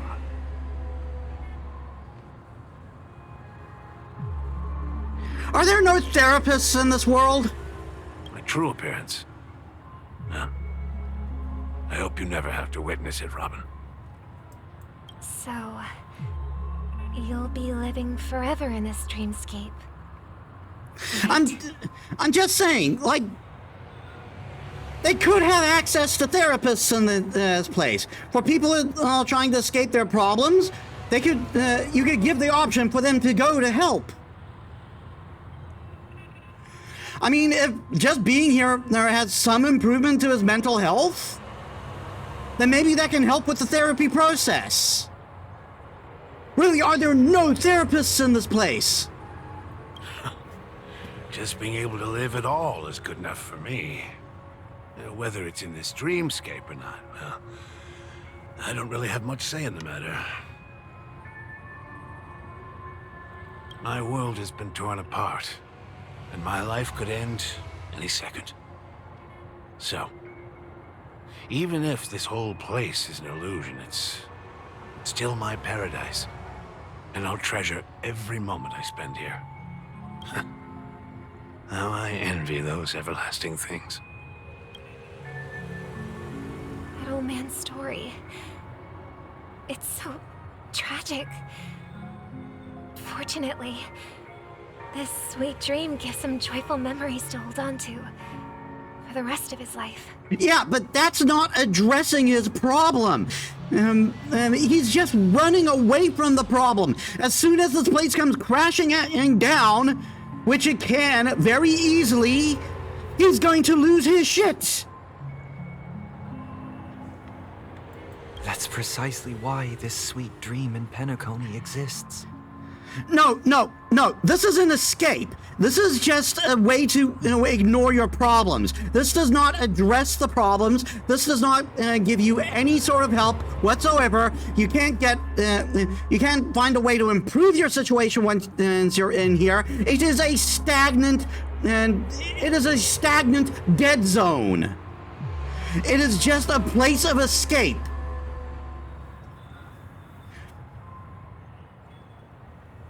The one constant thing about life is you have to face your problems eventually. However, even this sweet dream has its limitations. While it provides solace to the disillusioned, it can't completely eliminate pain in reality. Exactly! There will be a way out. Penacony is already on the right track. He's going to become the boss. He is going to become a friggin' monster and try to kill everyone. Look what we have here. A lovely young lady. Wait, is that me? Hello, Sparkle. Brother, what a surprise to see you again. Show yourself. your trick won't work on us. I've heard that a skilled mass fool received an invitation too. That must be you, right? Did you enjoy yourself? Barely. The people here are way too gullible. A little bait is all it takes for them to bite. And they run away at the slightest hint of danger. In other words, they're naive and cowardly. Now that you've had your fill, it'd be wise to leave before it's too late. The music of the Harmony doesn't tolerate discord. What? Now that you have the real Robin, I'm useless? Oh, how disheartening. I've done so much for the family. You should be thanking me, because if it weren't for me cleaning up this mess, Penacony would still be in shambles. Don't you think? That was a personal request from the head of the Iris family, and it has nothing to do with us. Step aside and stop causing trouble for the Charmony Festival. Yeah, I still want to know what those buttons do, by the way. The Charmony Festival? You think you can scare me? You think I have no idea what you're planning?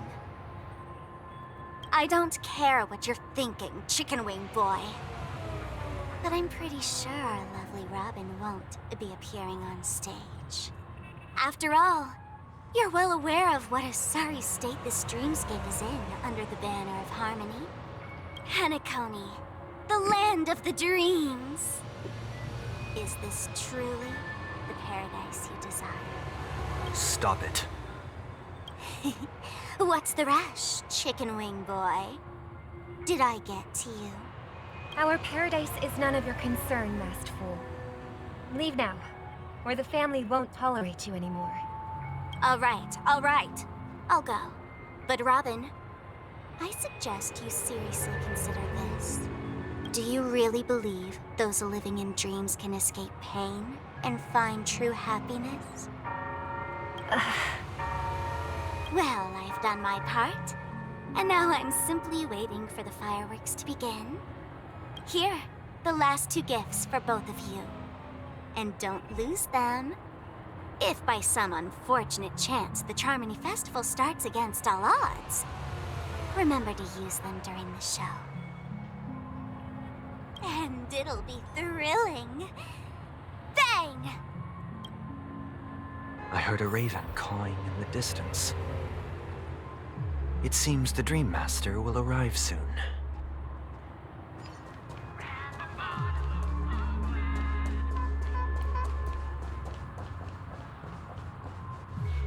Let's wait here for the Dream Master to arrive. Okay. By the way, brother, I heard you no longer have a sweet tooth. Back when we were kids, you used to steal my desserts. Wow, what an asshole! Seems like a lot has changed during my absence. What exactly happened? Well, someone has to stay awake even in this sweet dream. But that someone doesn't have to be you, or anyone in particular. You're carrying too much on your shoulders, brother. The paradise in our dreams. It shouldn't be like this. Penacony is nothing more than a dream. It can't erase the worries and pain of reality, or bring true happiness. It only offers an escape from reality. Nothing more. Exactly. Remember the old man we met earlier? Without this dream, he might have completely lost himself. Yes, and again, you have no idea how easily this dream can come crashing down. And he has not been seeking help his entire time here. In fact, I'm beginning to doubt that there is help available to him. So this dream comes crashing down, he is probably going to have a terrible time. That might be true, but even without Penacony, he could have chosen another path. As far as I know, The Intelligentsia Guild has been promoting their rehabilitation techniques for a long time now. And this hasn't been implemented in this place because you know how many troubled individuals come here. That path may have been more ordinary and challenging, but now he's in a comatose state. And this sweet dream has become sort of end-of-life care. His fate is sealed. Is Penacony granting these people a future? Or is it taking it away from them? It's offering stagnation. That's the problem here.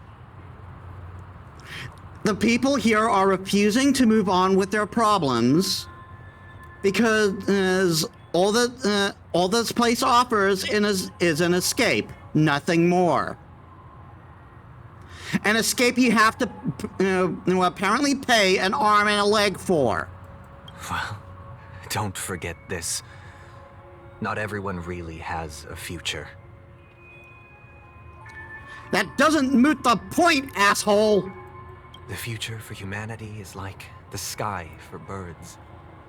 People mistakenly believe that flight is inherent to birds because they've never witnessed those birds crashing to their death. Birds are biologically built to fly. They learn to do it, yes, but they have all the necessary components that allow them to fly.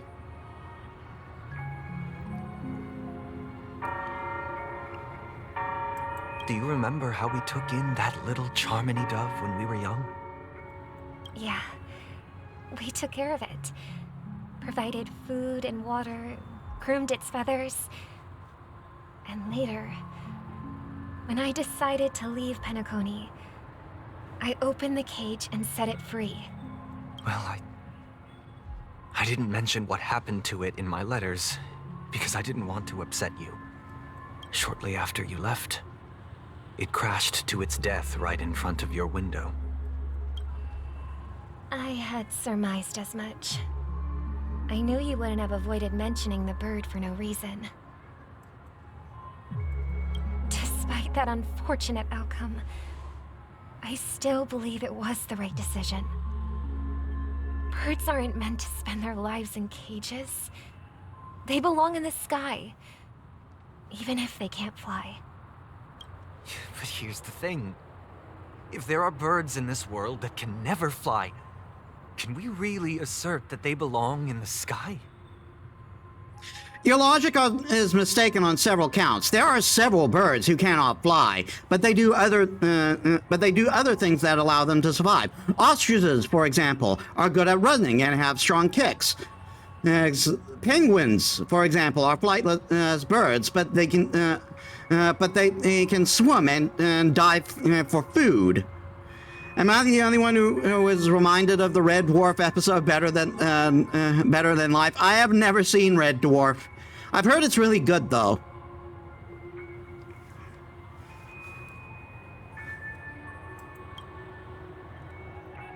Are you implying that the same goes for humans, too? Let's take the Astral Express as an example. The Nameless made tremendous efforts to bridge worlds, gaining fame across the universe. However, only a few extraordinary individuals can endure such a perilous journey. That's because the pursuit of the Trailblaze exceeds the capabilities of ordinary humans. Otherwise, why would this path be filled with broken rails, an abandoned express, and even a fallen Eon? Yeah, if I can find a way to watch it, I'll check it out. I don't believe we have BBC here.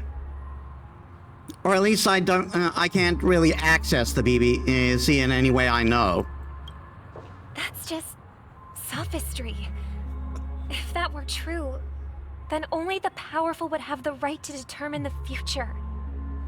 Which is also BS. Unfortunately, that's exactly what happens. Another name for the future is self-value. No, those two mean completely different things, dude. Self-value is how you hold your own self-worth, how you view yourself. The future is something that is yet to happen. You can feel you do not.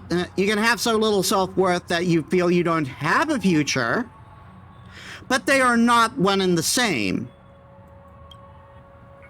While this world has its fair share of heroes who inspire people and garner admiration for their heroic deeds, the majority of ordinary people will never become heroes in their lifetime. And what's wrong with that? Some are born weak and vulnerable. Some find themselves trapped in unfortunate circumstances. Some fall victim to malice and cowardice. When it comes to survival, everyone is equal. And the weak can only watch as their value gets constantly diminished by external forces. But here's the thing. We are not fucking islands. We can work together. And by working together, can improve things. That's why we should care for the weak and support them as if their suffering were our own. That's what the Odes of Harmony have always taught us. While the Harmony holds noble aspirations, the strong will always be strong, and the weak will always be weak. Even in this carefree dream.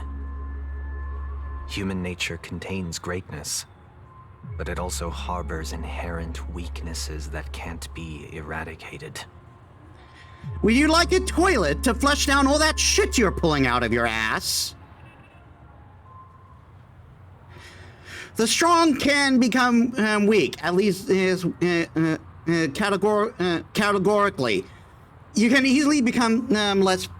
You can easily become less physically strong by overindulging in pleasures, as ignoring responsibility, is exercise and stuff like that. Not eating a healthy diet.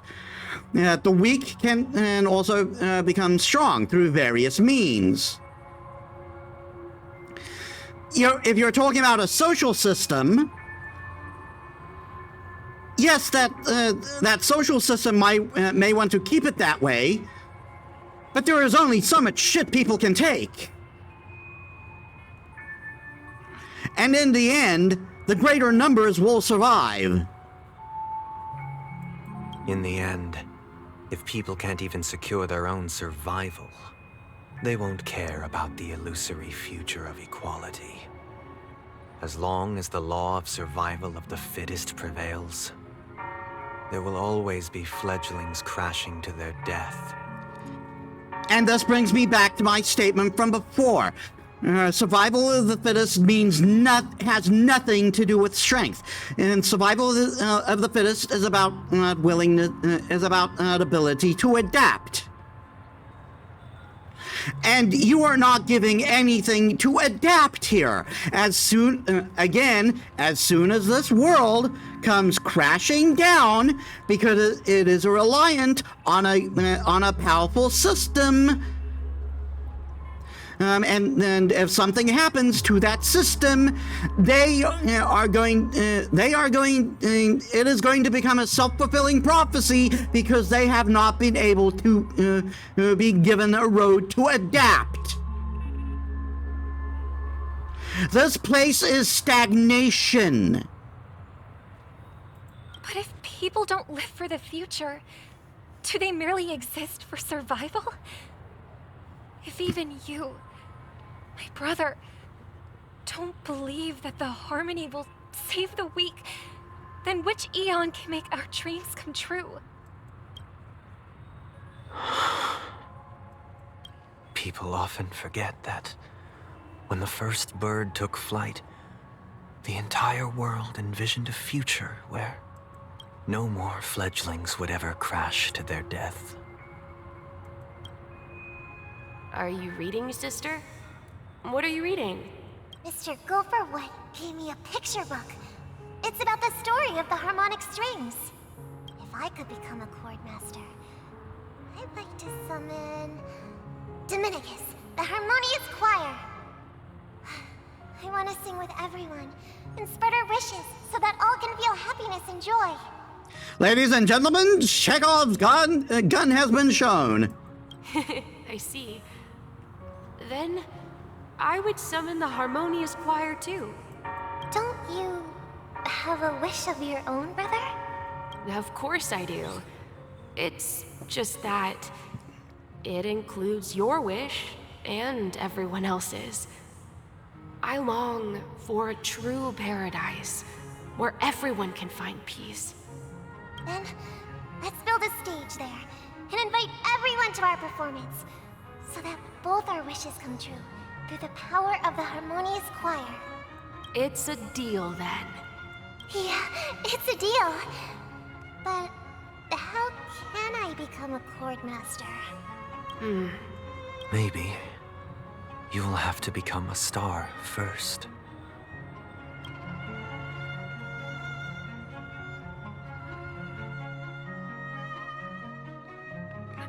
He is having a villain arc right now, and I'm hoping I'm wrong on this.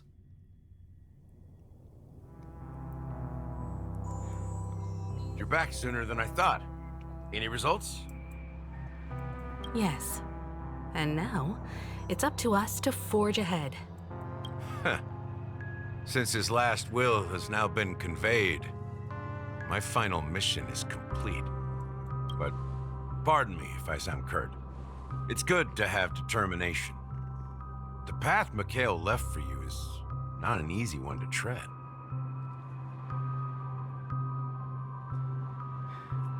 Easy doesn't always mean worth it. Why else would he have chosen to sleep in solitude, staking everything on some nameless in the future? Maybe because he had nothing left to give. And knew the work was far from complete, so he left it for future generations. But you have the numbers. And in numbers comes strength. So that might just delay your inevitable a little more. Got any more encouraging words? As I see it, relying on Welt's negotiations alone is far from enough. Regardless of whether the other party will be compliant, negotiating simply allows us to meet them as equals and won't grant us an upper hand. Penacony is our rival's home turf, and we already have very few chips left to play with. Rather than idly sit around while the family's got us blocked off, an offensive approach might be a wiser course of action. So, fuck shit it up, gotcha. We're more familiar with the Stellaron's properties than most. And since it's the key to stabilizing the sweet dream, it's vital to the family's interests. By attacking their core interests, they're bound to retaliate hastily. And as the saying goes, haste makes waste. That's right.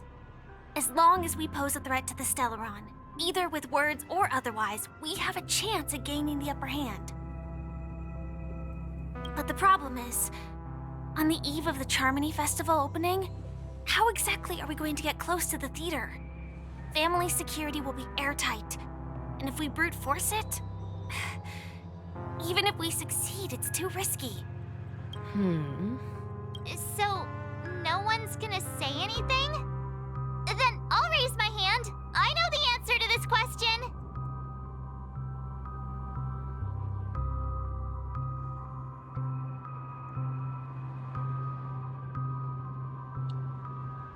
You of all people.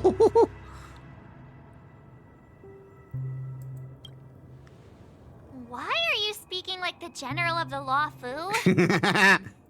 So, I heard that before the Charmony Festival begins, there'll be a pageant to kick off the festival. It's called the Soulglad TM Festivity Auditions, or something. And it's going to be held in the moment of Scorch Sand. She said the TM! As long as we clinch the top spot, we'll be able to attain the title of Festive Superstar, and be able to personally bask in the graces of Miss Robin. not that that's important. What's crucial is that we can enter the Grand Theater before the audience arrives. So, how do we go about participating in these festivity auditions? I've already procured special invite tickets from Miss Robin's fan club. To tell you the truth, I had been preparing to join the auditions all along. But now it looks like even if I scrape through, I probably still won't have the chance to shake Miss Robin's hand. So they're still running this thing, huh?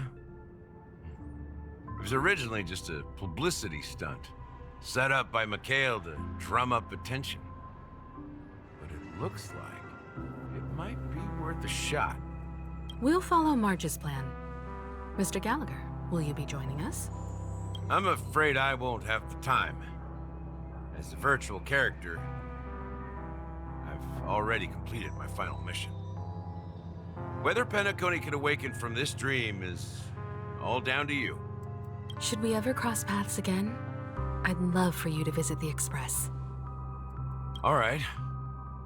I'll have to add to that data bank of yours you've got on the Express. And Miss Firefly, we thank you for all your support. We're faced with a formidable enemy. As long as the Astral Express and Stellaron Hunter's objectives are aligned, we're willing to cooperate with you. We've already come this far together. I'd like to join you for the rest of your journey on Penacony. I'm pleased that we can finally fight shoulder to shoulder. I couldn't ask for a better ending. This is also the spirit of the Trailblaze. Now, everyone, let's prepare to move out.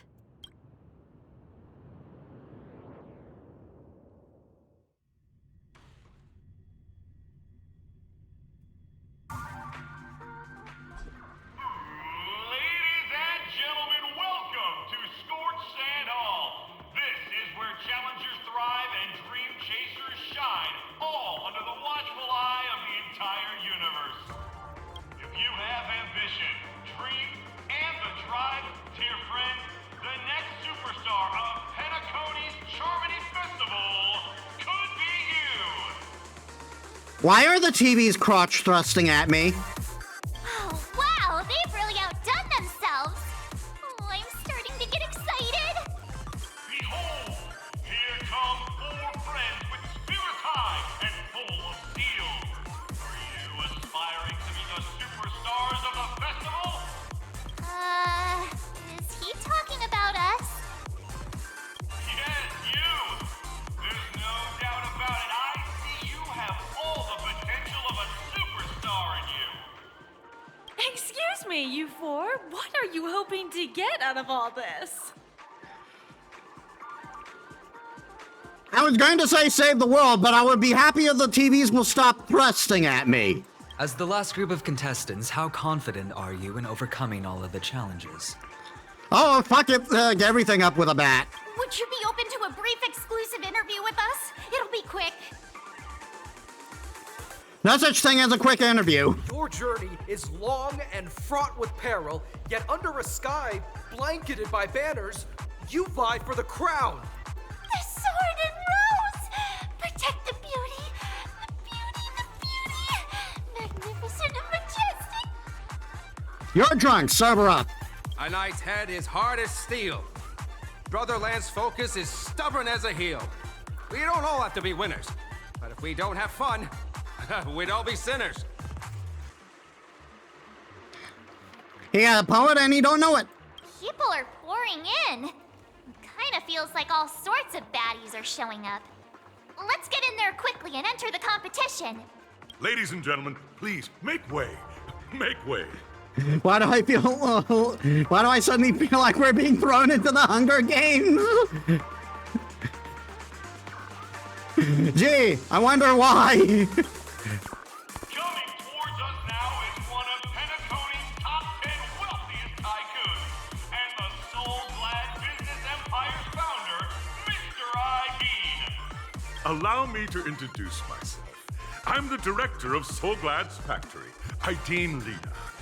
My 4 friends, introduce yourselves to the audience across the cosmos. Hello, everybody. I'm Himiko, a nameless from the Astral Express, and these are my companions. Don't you guys need to hide your identities? I mean, that would just make us more suspicious at this point. We checked into the hotel. Can't hide it anyways. Penacony is plastered with our posters. And because the Astral Express is so well known, the family won't dare to make any rash moves.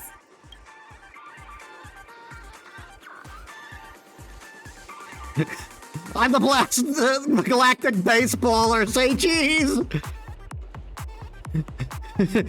Hello, everyone. Hello, everyone.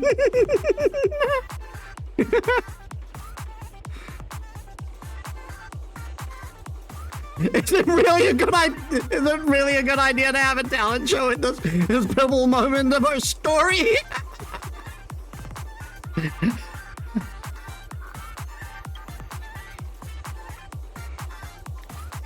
Hello, everyone. I'm March 7th. I'm an ordinary girl who loves adventures. Hello, everyone. I'm Firefly.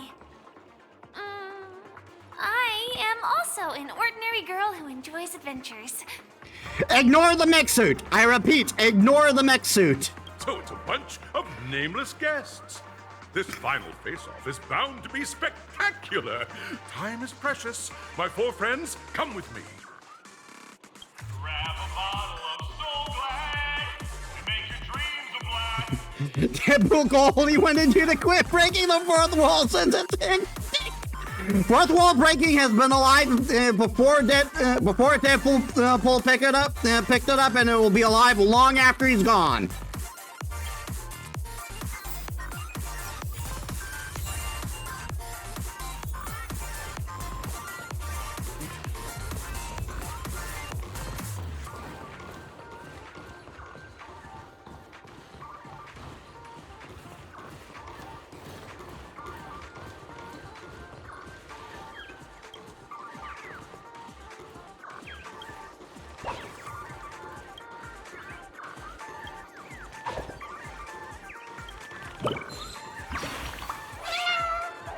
Sorry, was I bothering you?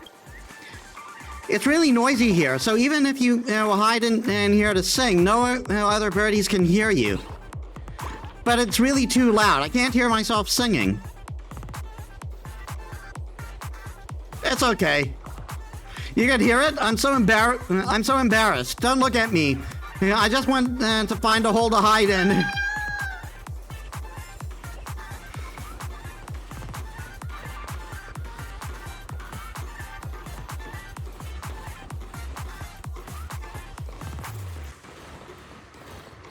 There's another bird over there.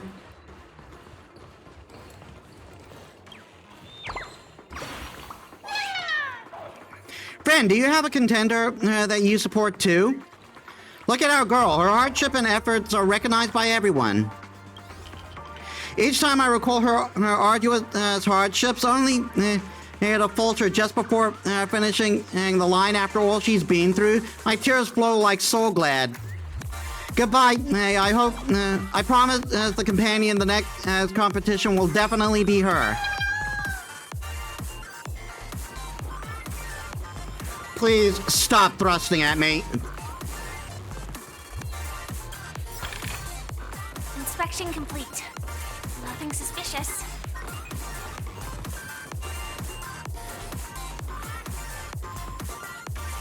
I think we've done all we can right now, so... That's right.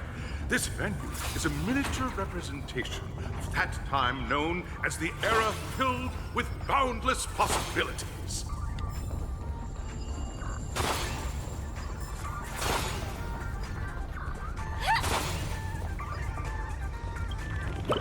Thanks for the redeems. Hello, welcome to the origami bird flying race.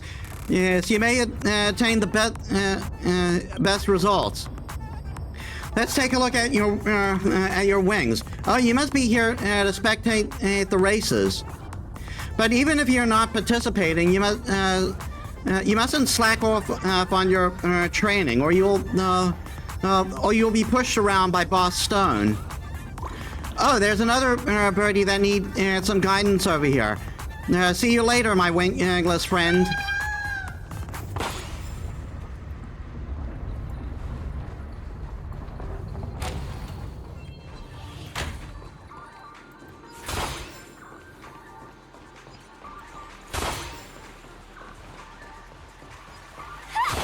Lore? Grab a bottle of Soul Glad and make your dreams a black. You didn't let me pick up the lore, you asshole. Nameless, your arrival reminds me of the grand occasion when Penacony was first established. I was still a young, bright-eyed lad back then, lured here by the watchmaker's ads, full of zeal and ready to make my first fortune in life. Once, during a particularly grueling day, I passed out and was resuscitated by a drink from Mr. Sousa. That sweet taste has since been etched in my mind, and that was what drove me to create the Soul Glad that we all know and love today. Is this more annoying than the Junette's jingle? Or less so? I would arguably say more annoying because the audio quality on their speakers is awful. The dream-chasing era was truly a wondrous time. Oh, I miss those days, and the watchmaker. Scorched Sand Hall is my homage to that time of boundless possibilities. At least the Junette's jingle was sung by Nanako, and she's an adorable peach. I wholeheartedly hope you make it to the finish and emerge as the next superstars of Penacony. Now then, is there anything you'd like to say before the competition officially begins? Nah, we win.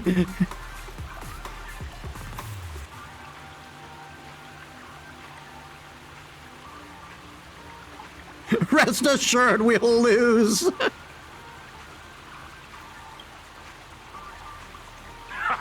That's the trailblazing spirit. How about you, Miss March? Hello, everyone! Next up, get ready for the Mega March 7th Adventure, where I'm going to break the speedrun world record! Trailblazing into the uncharted and challenging the limits. That's Miss March 7th for you.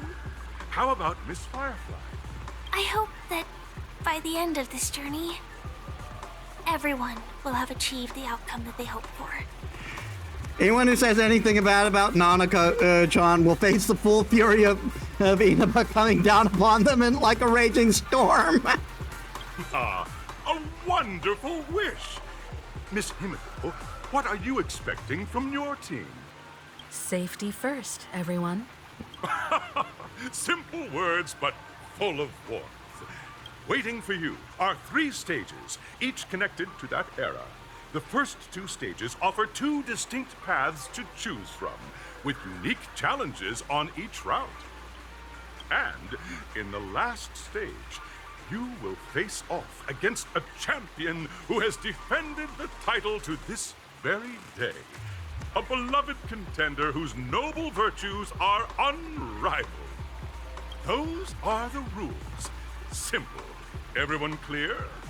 Now then, I hereby announce that the 33rd Scorched Sand Festival of the 20th season, sponsored by Soul Glad Enterprises, has started.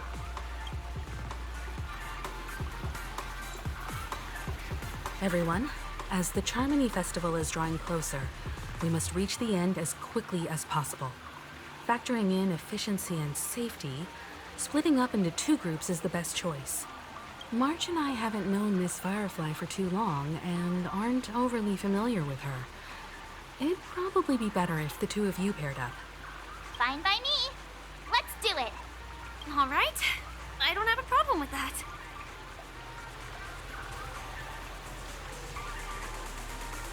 Say what now? I get to pair with Firefly and there's no catch.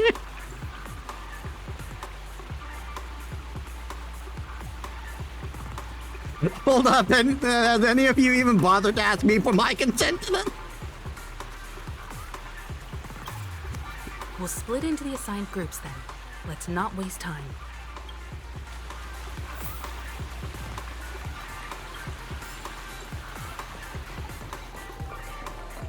I saw this back here. Inspection complete. Nothing suspicious.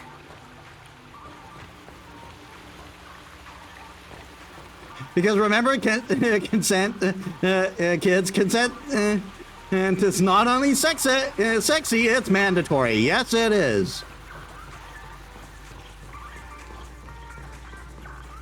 Welcome to the first stage of Soul Glad Enterprises' 33rd Scorched Sand Festival of the 20th season, Dream Play Fantasia. In this stage, you can choose between two challenges, the School of Acting or School of Action. In the School of Acting challenge, you have to complete 3 performances from 3 scripts and move the panel judges. In the School of Action challenge, you have to defeat 3 groups of enemies convincingly and reach the end. Now, make your choice.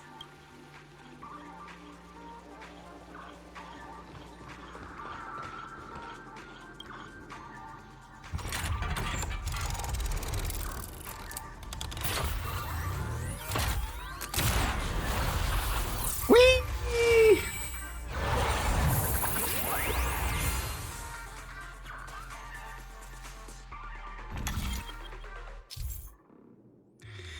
Select the challenge arena. Click the button and on the track next to select the challenge area to go to.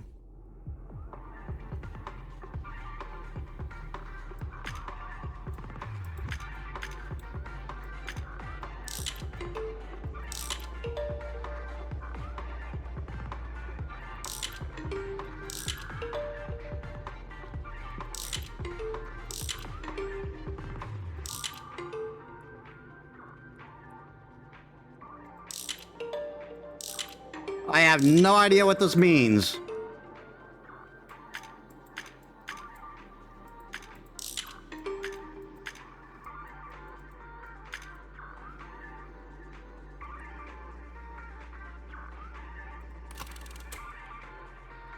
Action challenge. Acting challenge.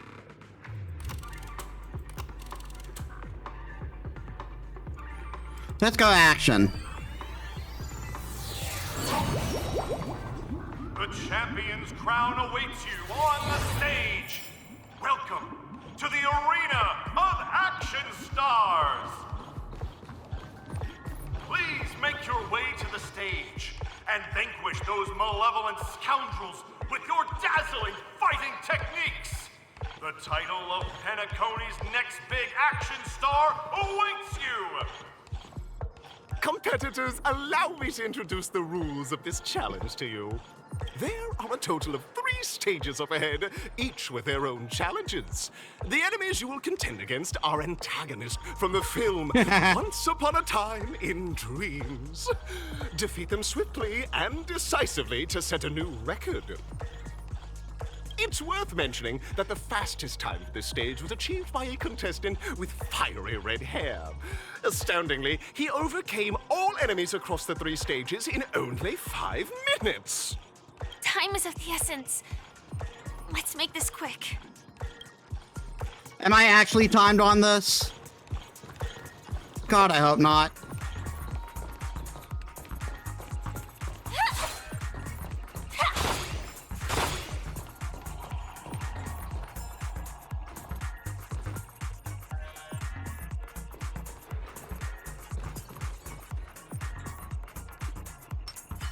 Please stay tuned. Contestants, you are about to confront the monsters of the primordial dreamscape. During this period, Penacony was nothing but a barren wasteland. The dreamscape was fraught with strife and disorder, with memory zone memes running rampant. And then the dogs with booze showed up. As dream chasers who've come to Penacony, defeating them is your first step towards success. All the Soul Glad is ours! Don't even think about plundering the Soul Glad from us! God, they made the dog talk. Ah, that's a new enemy. Attack detected. Sam in position. Prime detonate. Like fireflies to a flame, I will fight for myself until everything burns to ashes! The mood is set just right. Let the show begin!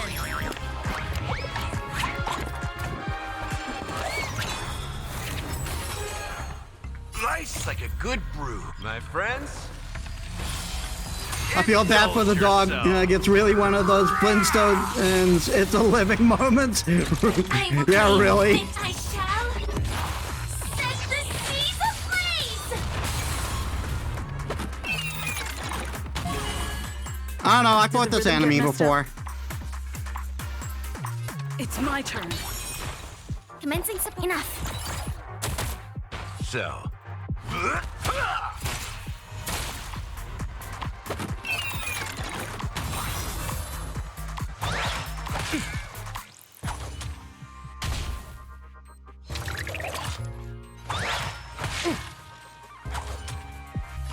Firefly, live to fight! Fight to live! Did the rhythm get messed up? Enemy targets, I'll contain them. Let's kick things off with you.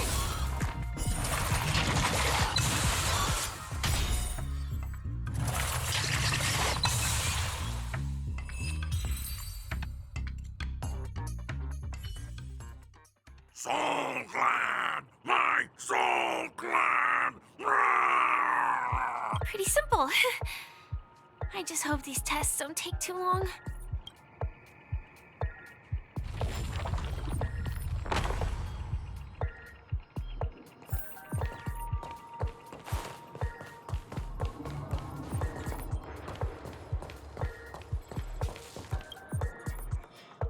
TikTok. I'm not very cool. Escape his lip. He must be imitating Brother Hanu. TikTok. TikTok.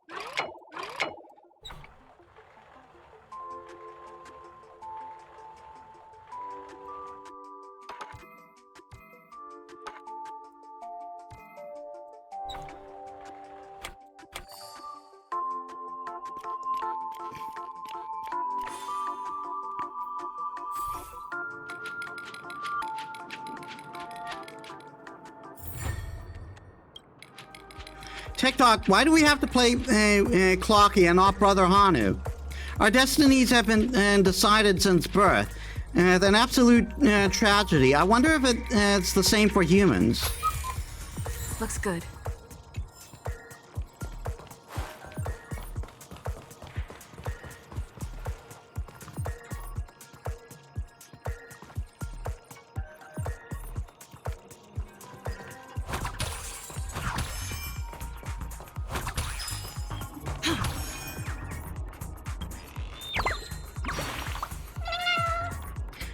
Tweet, who woke me? I've long retired and don't do match predictions anymore.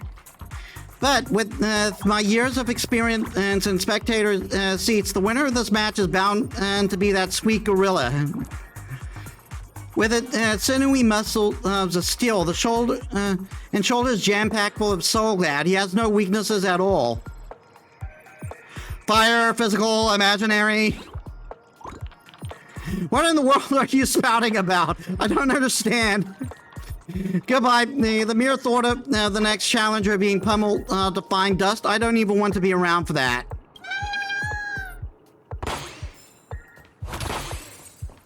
Well, now he's just made it personal.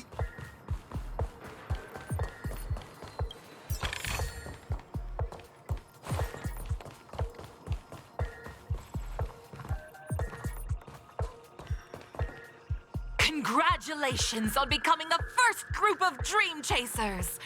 Answering the call from the Watchmaker, you are disappointed to learn that Penacony isn't paved with gold.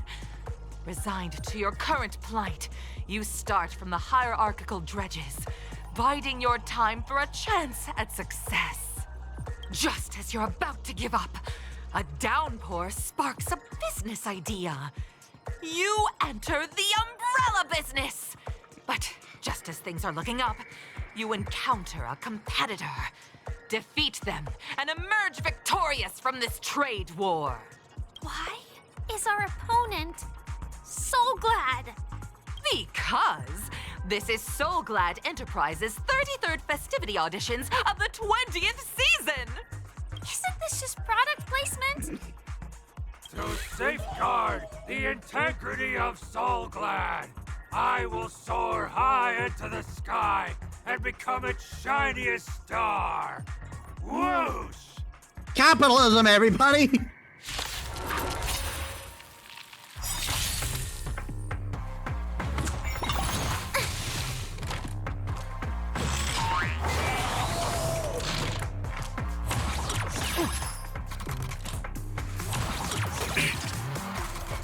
Target sighted. All units on alert. Time. Detonate.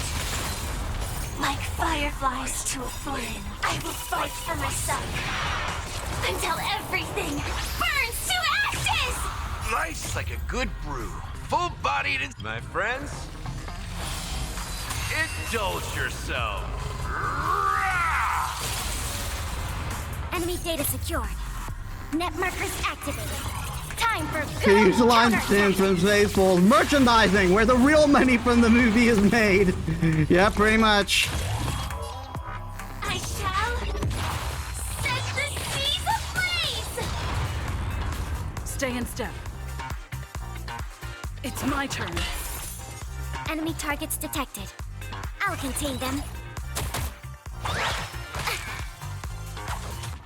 You've arrived, huh?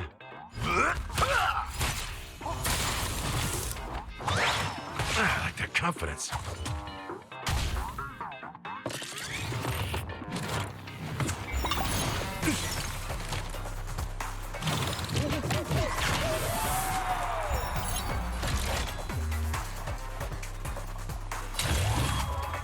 Live to fight!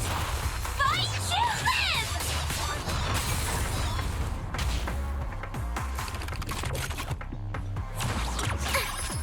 Ow. Attack detected.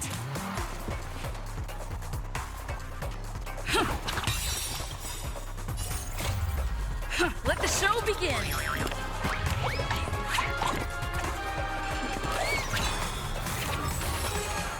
Commencing support. Enough. So, you in the mood for another beating?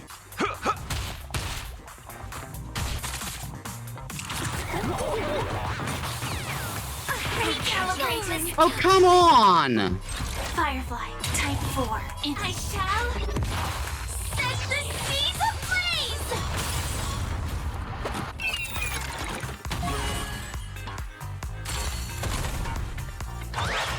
Still the same old.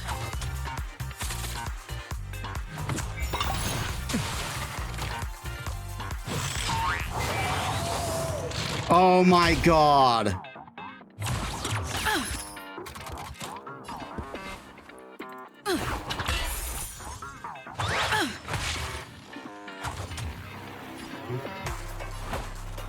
mix things up.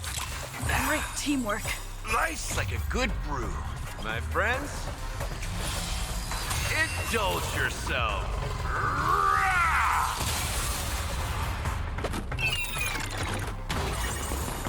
Sam, in position, executing attack.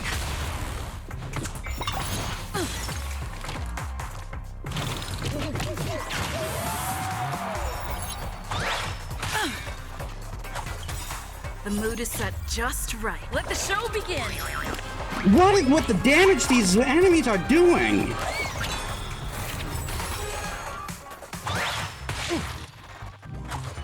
Take your positions. Joining the battle. Prime, detonate. Like fireflies, I will fight for myself until everything burns to ashes! I might switch out Pela for Bronya. She is way too fragile. You've arrived, huh? Step, how's this taste? Great teamwork.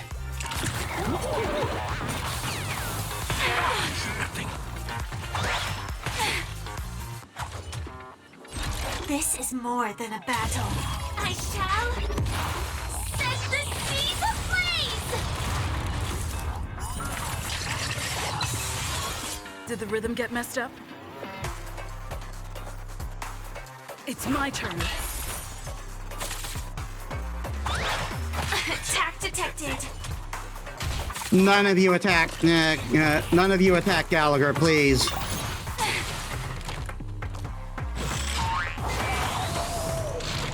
So, you in the mood? Time to mix things up. Nice like a good brew, my friends. Indulge yourself.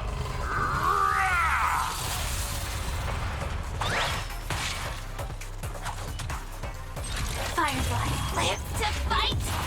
Fight to live!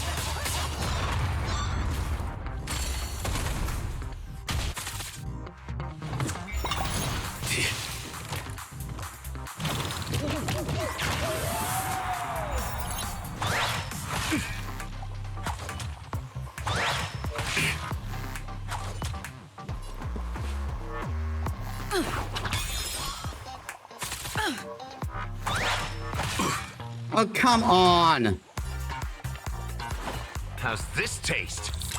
Support received. Fuck me! What is with this damage?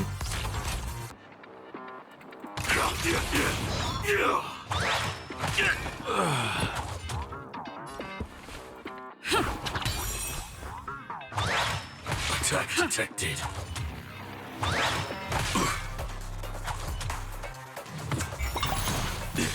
Oh my god. Of course you fucking kill Trailblazer. Executing attack. Like fireflies, I will fight for myself until everything burns to ashes! I shall set the seas ablaze!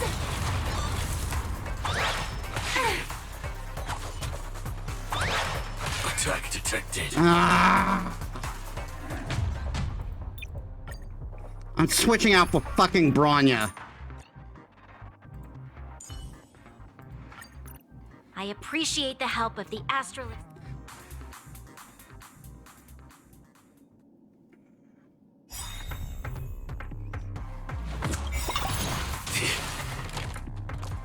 Nice like a good brew, my friends. Indulge yourself.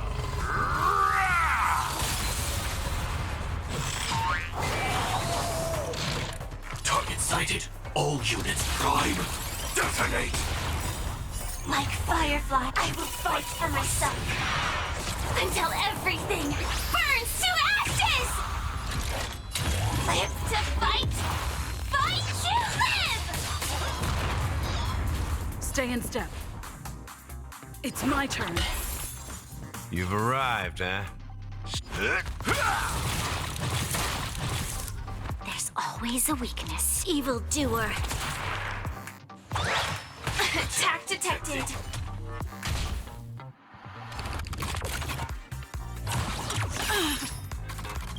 The mood is set just right. Let the show begin!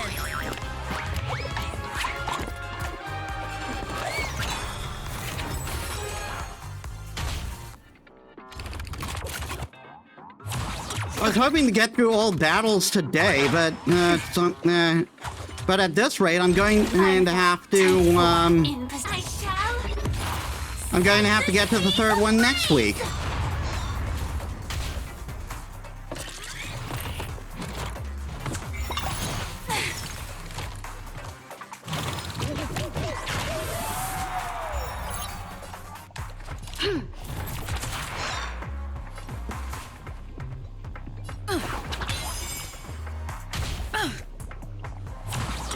Attack detected.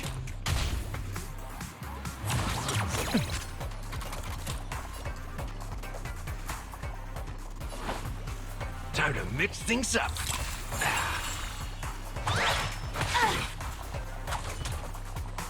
This is more than live to fight. Fight to live.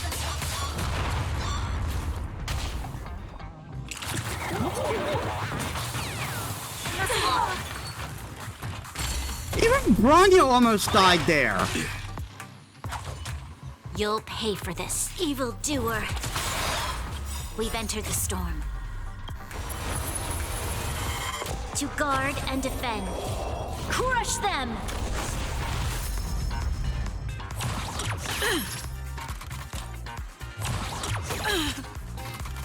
Take your positions. It's my turn. How's this taste? Your assistance is timely. Life's like a good brew, my friends. Indulge yourself.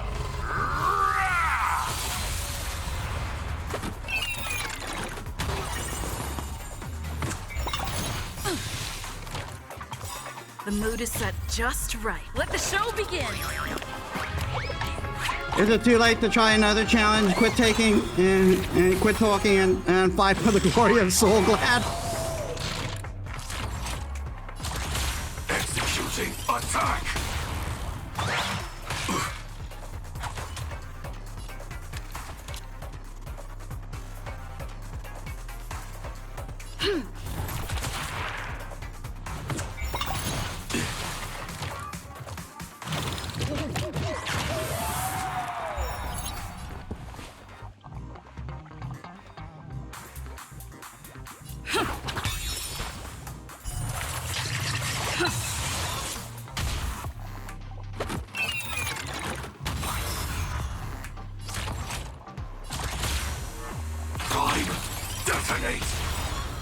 Like fireflies, I will fight for myself until everything burns to ashes. I shall set the seas ablaze. So, you in the mood for another time to mix things up? Great teamwork.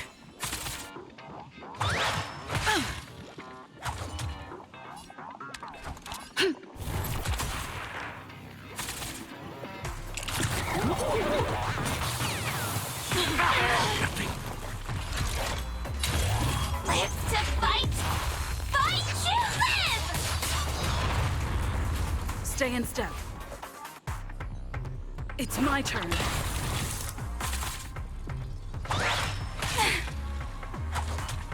That's all you've got? How's this taste?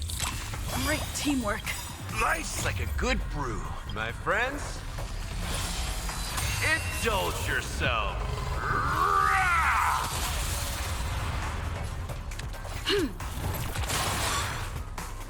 This is more than a battle. I shall set the seas ablaze.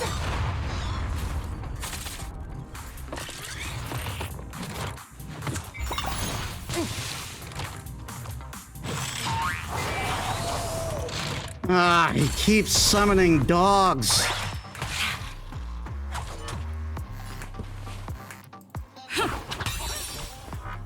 battle is unavoidable.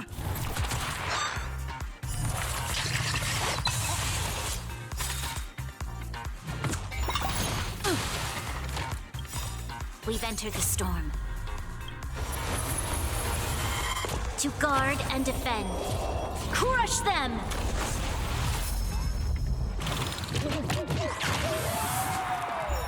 You've arrived, huh? Step up, let's see ya.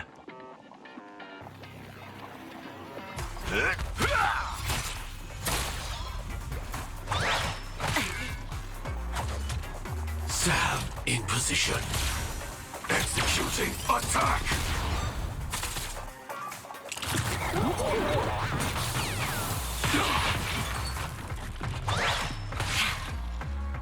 Come on. It's my turn. The mood is set just right. Let the show begin!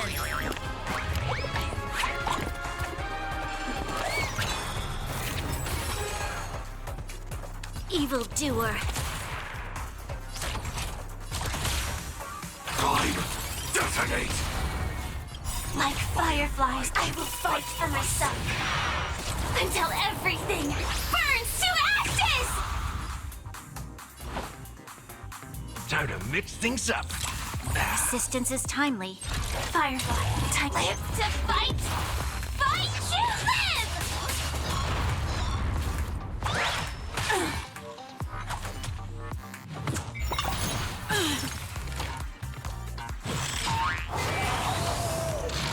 And more dogs. Attack detected.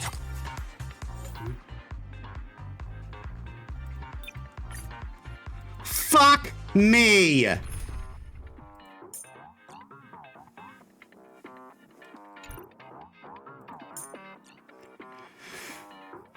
Let me get an extra healer in here.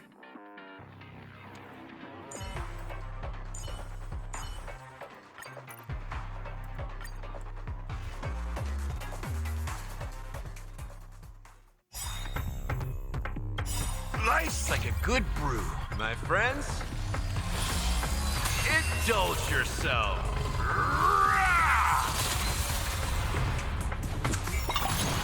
I'm okay. Seriously, what the fuck is with this damage? Executing attack. Like fireflies, I will fight for myself. Until everything burns to ashes! I shall set the seas ablaze! Take your positions.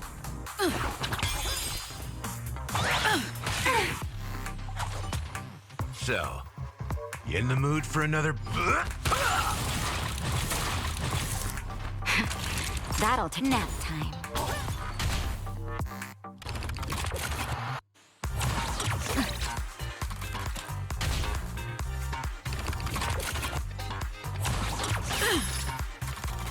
The mood is set just right. Let the show begin!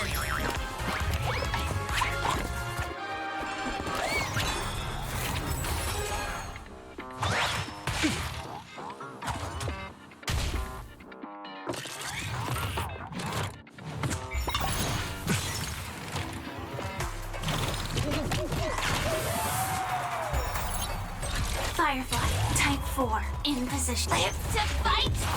Fight to live!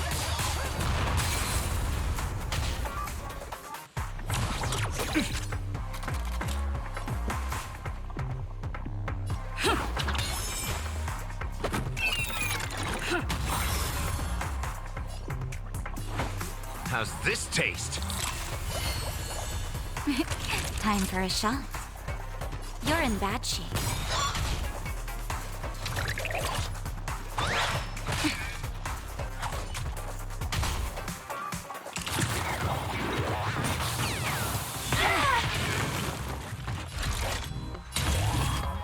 I shall set the seas ablaze!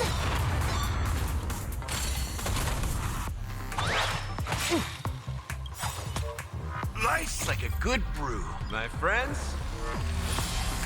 Indulge yourself.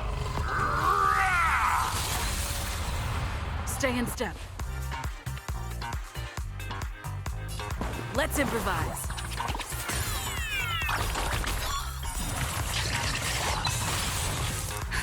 Just in time. Just a little something. Think nothing of it. Support received.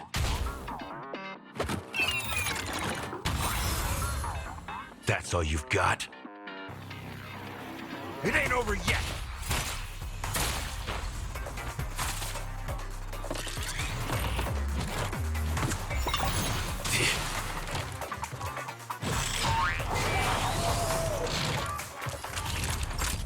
Welcome back, Lotus Prince. We are in a bit of a bind. The battle. Prime. Detonate.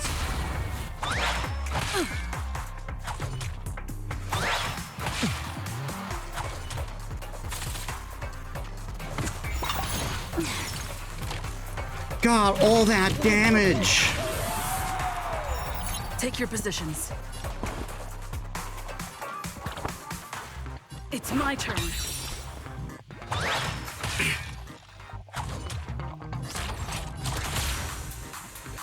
Executing attack. Like fireflies, I will fight for myself. Until everything burns to ashes! Live to fight! Fight to live! The mood is set just right. Let the show begin!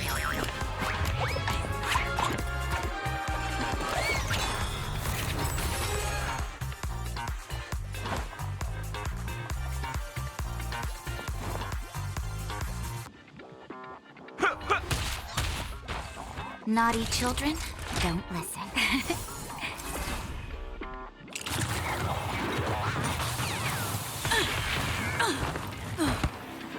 Me. I like that confidence.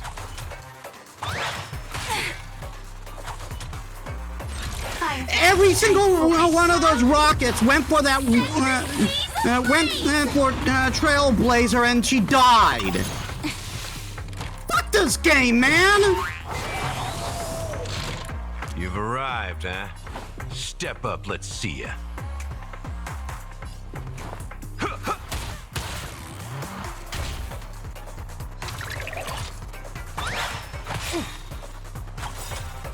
Nice like a good brew. My friends, indulge yourself.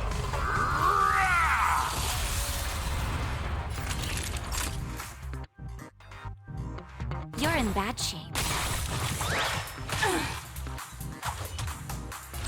I will live to fight! Fight to live!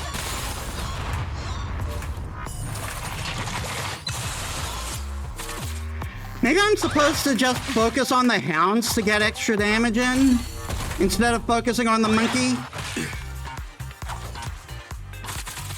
Because he's going to keep summoning the hounds, and if I keep killing them, that's 3 damage for me. Just in time. Just a little something. Think nothing of it. Support received. So, you in the mood for another beating? It ain't over yet.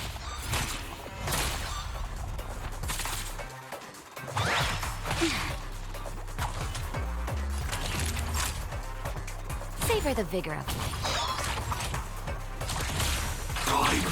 Detonate.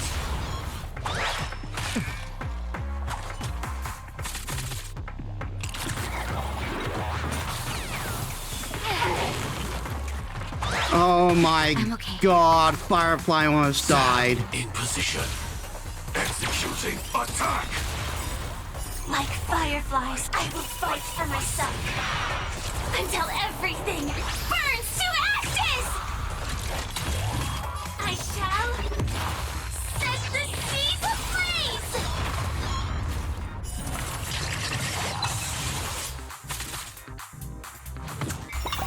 I like that confidence.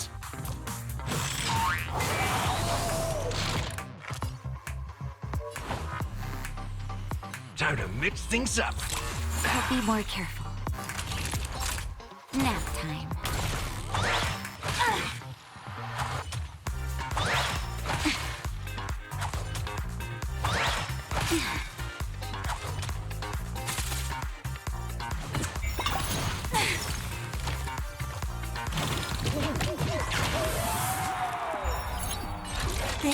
War lives to fight! Fight to live!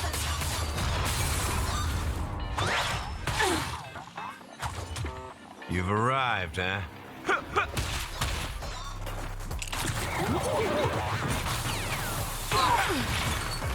Oh my god. Full body, my friends.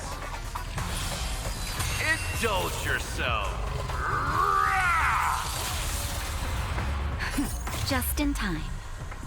Just a little something. Think nothing of it. Thank you. I will keep fighting.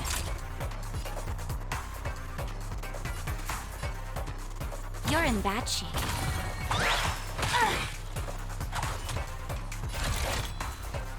Move forward! Ignite!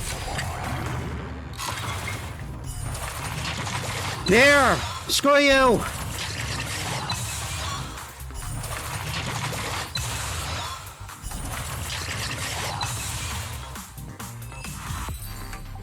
God, that singling out on Trailblazer was such an asshole move. Pain, and I provide with Soul Glad in return. Whoosh! Fuck off.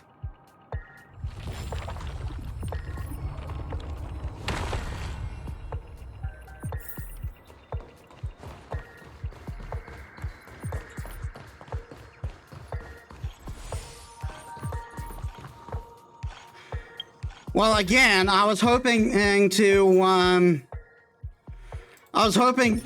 finish this challenge earlier, but that's not happening, obviously.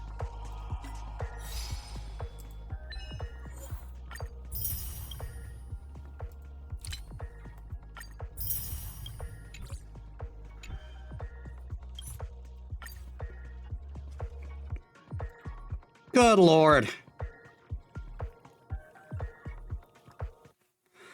And that went a good deal longer than I was hoping for.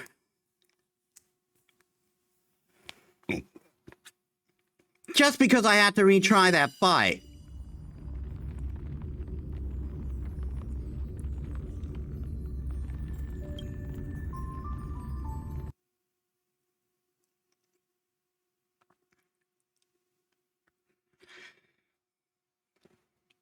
All right, so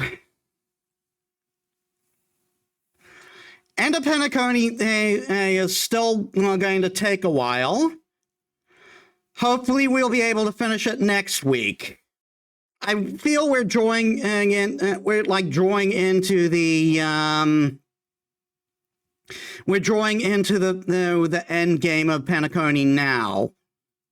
But I don't think I'm going to be able to make the event.